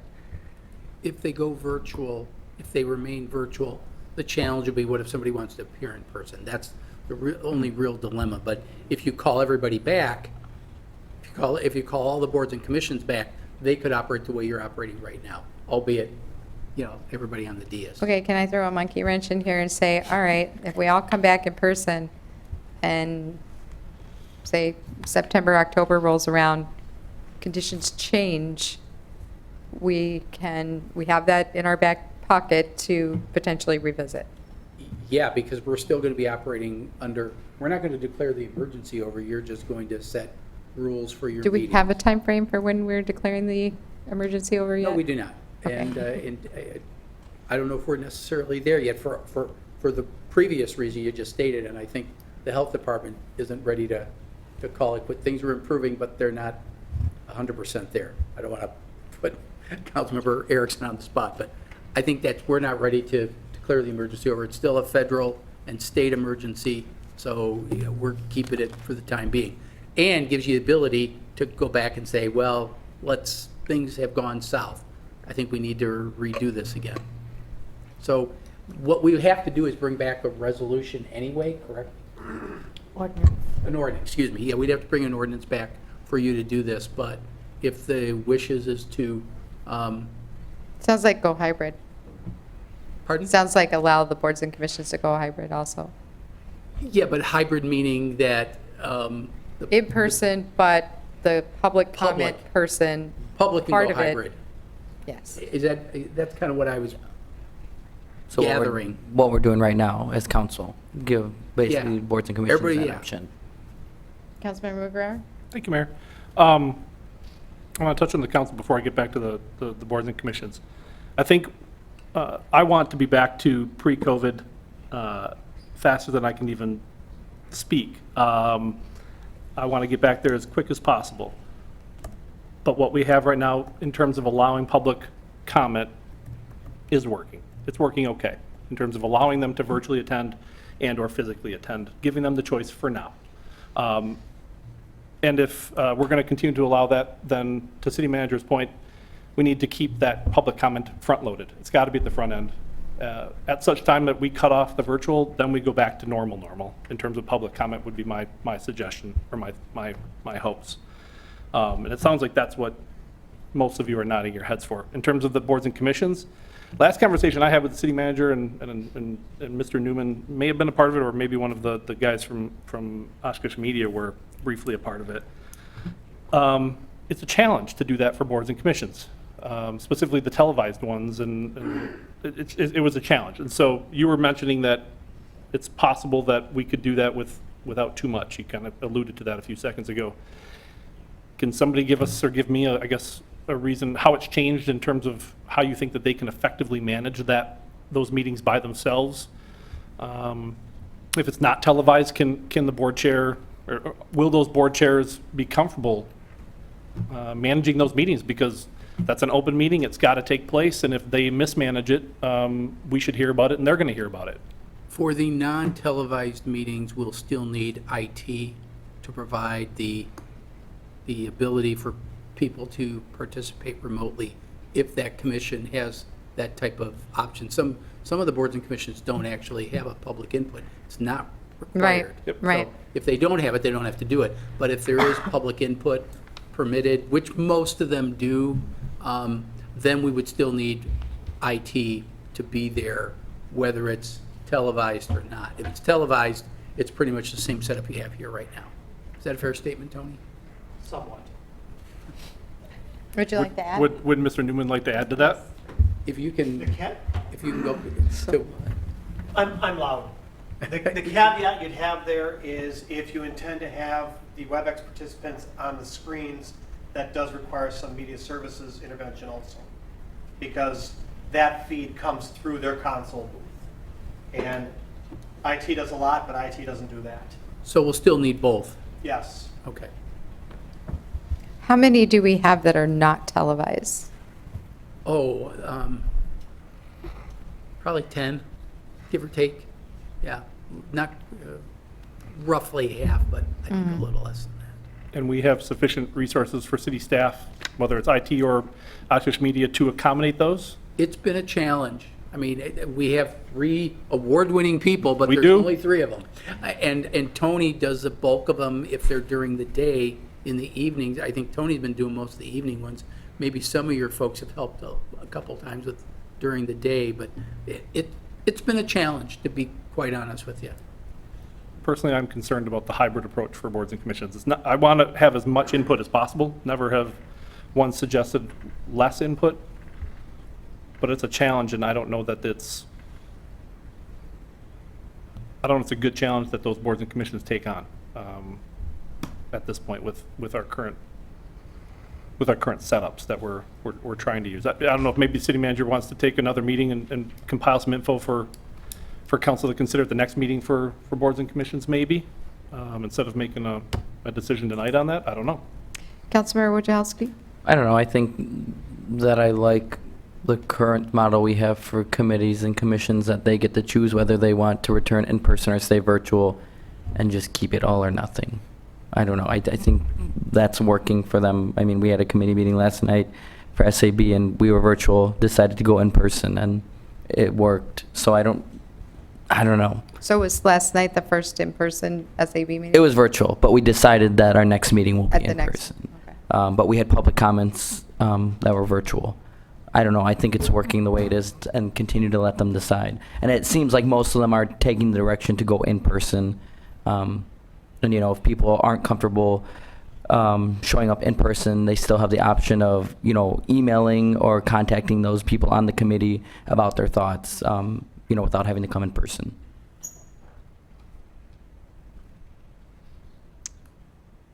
Is that enough?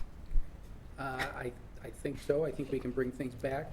But I guess the idea would be to, as Councilmember Wojciechowski said, bring it back to giving the public the capability of participating both ways. Is that Oh, I heard At different. least for council, I think, but for boards and commissions, Council already I has think that. keep it Yeah, all or I nothing heard for it them. different for council and boards and commissions. And it sounded like you guys were in agreement. I like keeping it as is for boards and commissions, just like Mr. Wojciechowski suggested. It's all or nothing. And I think maybe over this next month, maybe, you know, we all are on boards and commissions as liaisons. It's time for us to liaise between the boards and commissions, ask the blunt question, and provide a blunt answer at the next regularly scheduled council meeting in terms of what those boards want. If they want more access, we'll figure it out. Well, then I guess we won't put any ordinance back on the agenda. We'll do a little research on how things are going. I didn't realize SAB voted to go back to live, and I think the trend's going to be increasing, and maybe revisit it when but I'll keep it on the agenda just because I think it's until we're getting close to Well, I know normal. Parks Advisory Board had indicated they would revisit it later in the summer, but continue virtual, although we had it in person because it was an off-site. Yeah. And DEI said the same thing, although there's a new representative there. It could be at the next meeting, they reevaluate. So, sounds like we're pretty much all, Can I ask one question? yeah. So when are the 7 of us going to sit up here? What meeting is that happening? And what? are That's they a gonna- separate issue, because that's not part of the ordinance, that's. Actually, it is. Oh, it is in the ordinance Yeah. that they're Yep. socially, then we would have to bring it Yep. back for that. I was So gonna if we ask. could have if we could have the ordinance come back for amending as relates to, Well, actually, if I can ask Yeah. Councilmember Erickson a question. The ordinance, as it's written right now, says that we will comply with social distancing as recommended by the Winnebago County Health Department. So does that mean, do I need to change that or not, I guess, it says persons present within board and commission meetings or council will comply with the current social distancing recommendations of the Winnebago County Health Department. I think that if we can change that to maybe like the CDC guidance, I'd have to look to see. Well, if that's current. either, I mean, if there are no current recommendations saying 6 feet apart from Winnebago County Health, then we don't need to change this, but I'm not but isn't it sure if there is or tied is not. to the CDC's recommendation for those who are vaccinated? I would say That the social distancing is not required. And I don't know if council members are comfortable sharing their vaccination status. It's a HIPAA violation just to ask for it. Right, exactly. I can't Sorry, that even- was sarcastic. No, Yeah, I'm kidding. I mean- I have no problem sharing. The issue is if you want to, I think the CDC guidelines are inferred in the public health guidelines, because that's pretty much what they've been saying. So you would have to change your rules, because they're still recommending social distancing, at least For that's my- unvaccinated. For unvaccinated, and without getting into that level of detail. Right. You know, there are typically 10 or 11 of us crowded here, unless council wants to get into that level of detail. It might just be better to waive that. Change the rule, waive it so that you can all return in accordance with your revised rules. So it'd be a slight revision, but I think it would be the appropriate thing to do to get you back on the dais. Could we throw that on the special meeting agenda? When are you having that? Whenever Mark said. Whenever, yeah. It'll be within the next week. I mean, it's not going to be a hard change, but if it has to go out tomorrow, that's going to be tight. Wednesdays are I won't pretty know booked until- solid for me, I'll know so. tomorrow morning, probably with the staff meeting, when I get an update on this special event application. So we can plan it for the next opening, whether we do it first order of business with the with the next meeting, or adding it as an item for the special meeting. They'll just add another 5 minutes. So, I mean, just for consensus purposes, though, I mean, can we just at this point say, hey, I'm comfortable with us all sitting back up here together? I mean, is anybody not willing to do that?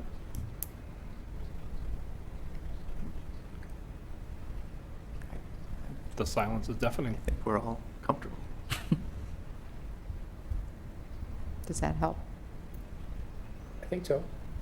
All right. So we'll bring it back so that you have the ability to return to the dais. That's really, your goal is to return to the dais. We'll make sure if we need to change something, we will, and we'll bring it back for you.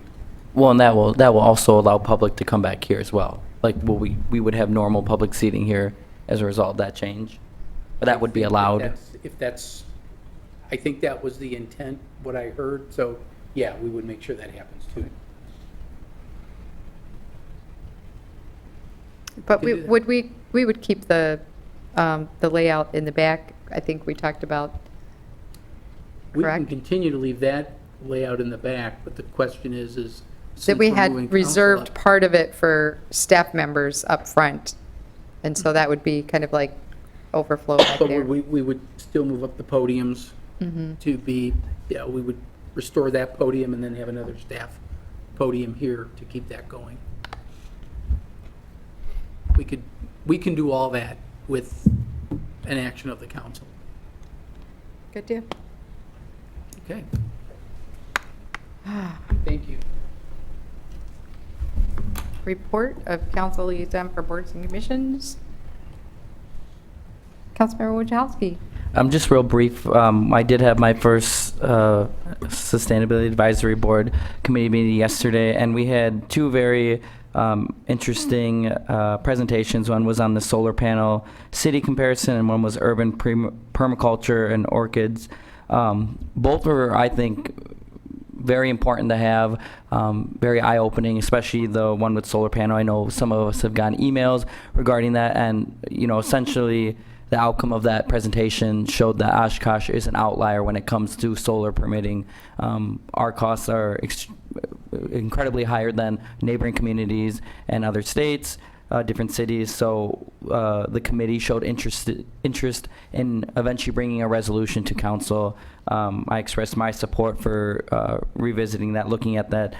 So we hope to see something on council, I think, not at the next meeting, but the following meeting. That's the goal, at least, something for a first reading. So look forward to that. And we won't be meeting next month. We'll have our first in-person meeting in August.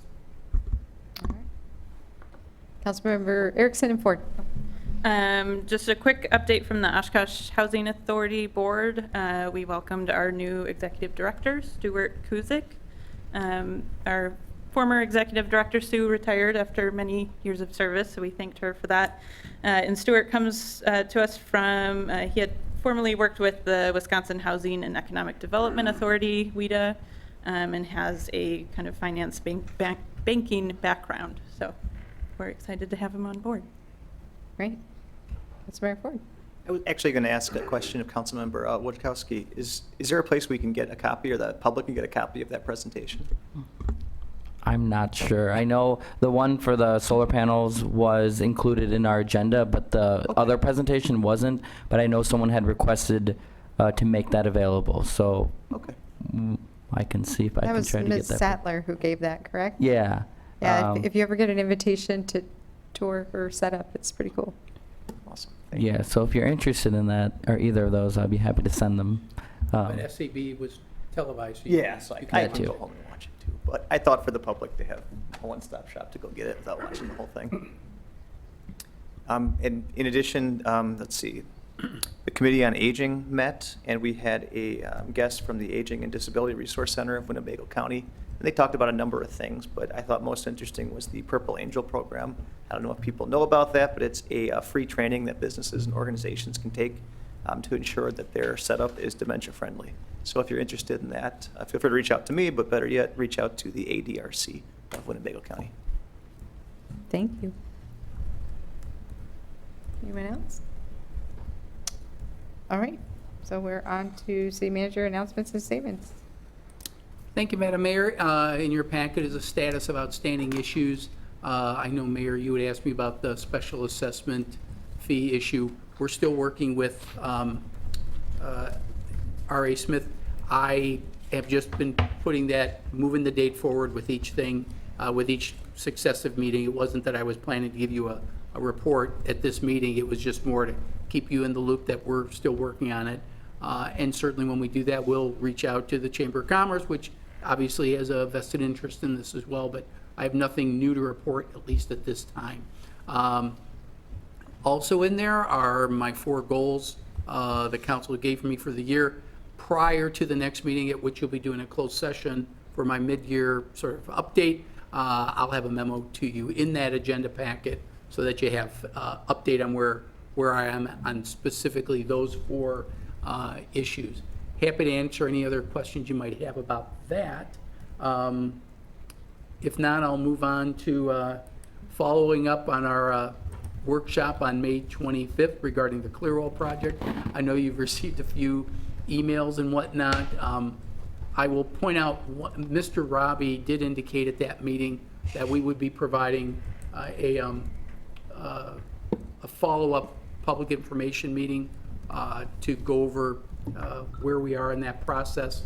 The mayor and I had a really good discussion about this as well, and she had made a suggestion. So I want to give her the credit because I've been talking to staff about it. But there may be value in not only doing a public information meeting, but maybe do it combined with a site visit to the plant for interested people. We wouldn't be able to allow photos for security reasons. We haven't given regular tours, with possible exception of newly elected council members, to the plant. The public hasn't been inside the walls, and it's all been for security reasons, so we wouldn't be able to allow photographs, but I certainly would like to be able to tell the story in a more visual sense. Immediately after the meeting, we received notice from the Public Service Commission that they want some more information from us on things unrelated to the tanks. They're not related to the tanks, they're related to all the improvements we're doing out there. So we're probably gonna have up to a 6-month wait anyway, so we have time to be able to reach out to the public and maybe tell the story a little better. I think there's still a great deal of misunderstanding. One of the things, as I evaluated the presentation and the follow-up questions that so many of you gave me, is that we probably need to show you, I use the old analogy from school, we got to show you the math and just explain why we've recommended the site or the proposal we have. It's cost ineffective to do the other options, but we didn't show you the math. And I think it's appropriate to say it's going to cost X dollars more, because those are the things you're going to have to look in the eye of our residents, our ratepayers on that. So I think we owe that to you to show you the math. And I think we can work on that. Don't have a date specifically selected for that, because I think we have some work to do. And I appreciate everybody. There's some people that I've worked closely with on some issues that are really not happy about that from an aesthetic standpoint, but we're balancing the cost element of this with the regulatory side of it. We have to do something. To do nothing is not an option. And I always pride myself on not painting you into a corner, and I don't want to paint you into a corner on this one, but recognize that our other options, we're recommending this option because we think it's the best one, but I think we owe you more detail on that. And then I think we share it with the public, and I think we have a little more time because of the delays the PSC is doing with us. Happy to answer any questions you might have that maybe I didn't touch upon. I know Deputy Mayor Mugrauer and I talked just before the meeting. Did I cover everything, or is there anything else that James or I brought up that you might No, want I think you've discussed most of the points. It's how do we get here? I wasn't serving on council when they had that discussion myself, and I think Mayor Palmieri might be the only one. And so, the other 6 of us, we don't know how you got to this point, and we need to know how so we can explain it and validate whatever decision we make when we give our final blessing. So, and I know there's been significant turnover at the Plan Commission in that time as well, and that this is going to go through them. When it finally gets approved, it'll go through them. It's right for them to hear that work product too. And I guess I just ask that you mentioned recommendations. We have requirements and we have recommendations.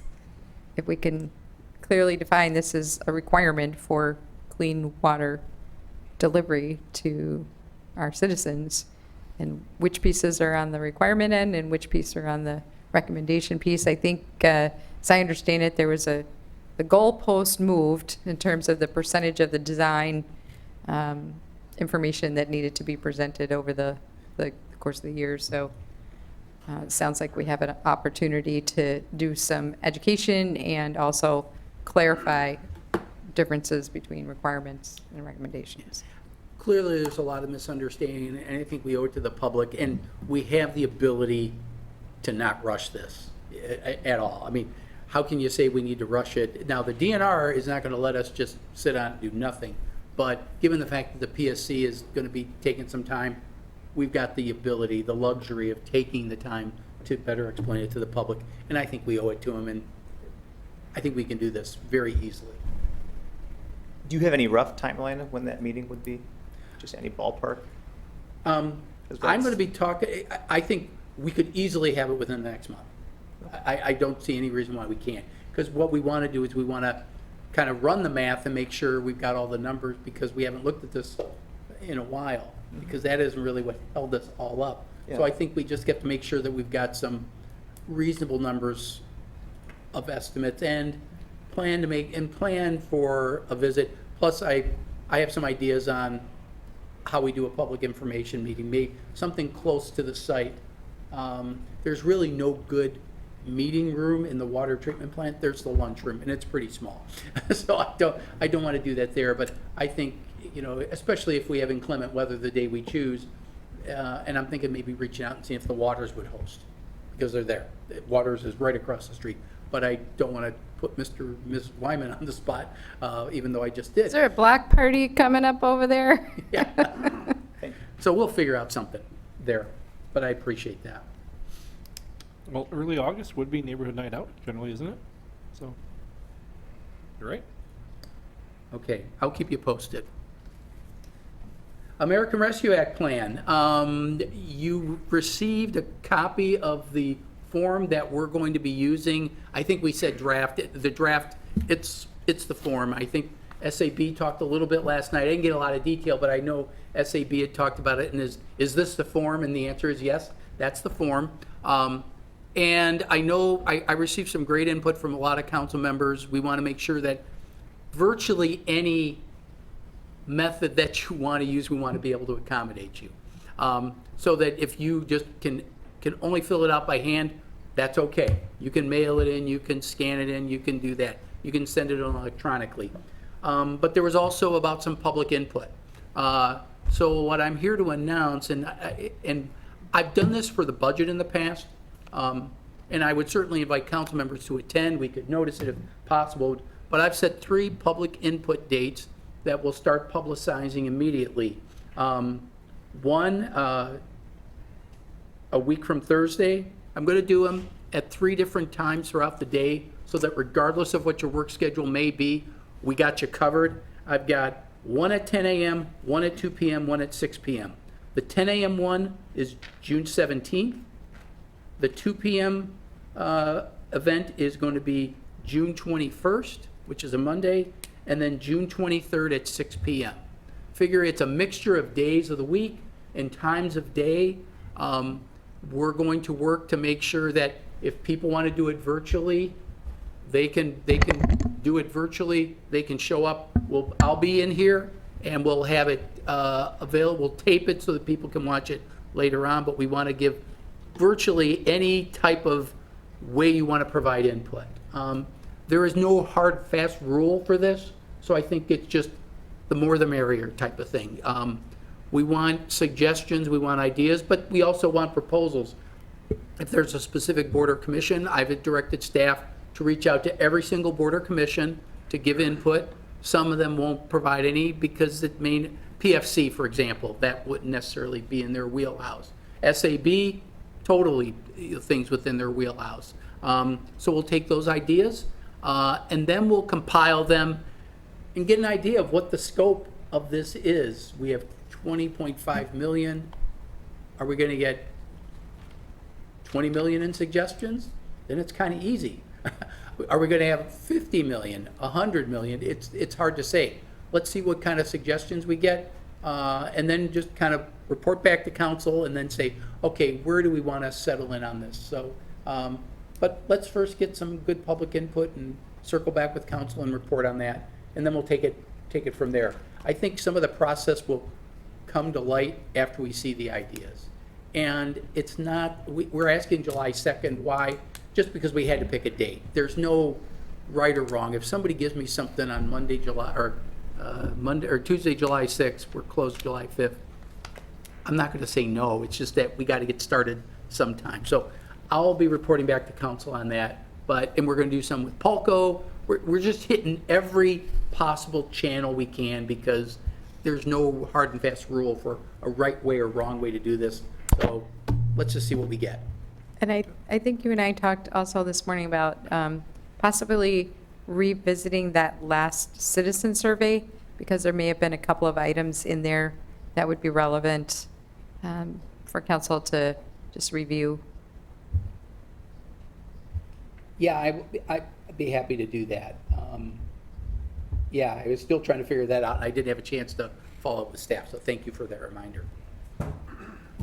That is, the COVID-19 update, there really isn't much to report. I think we talked a lot. So that's really all I have, and appreciate your time. All right, we'll take a motion to adjourn. So moved.